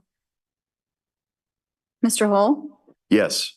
Mrs. Horn, Yes. Mr. Chitwood, Yes. Mrs. Mitchell, Yes. Mr. Ewing, Yes. Mrs. Milius, Yes, approved. wonderful. Thank you. We are adjourned.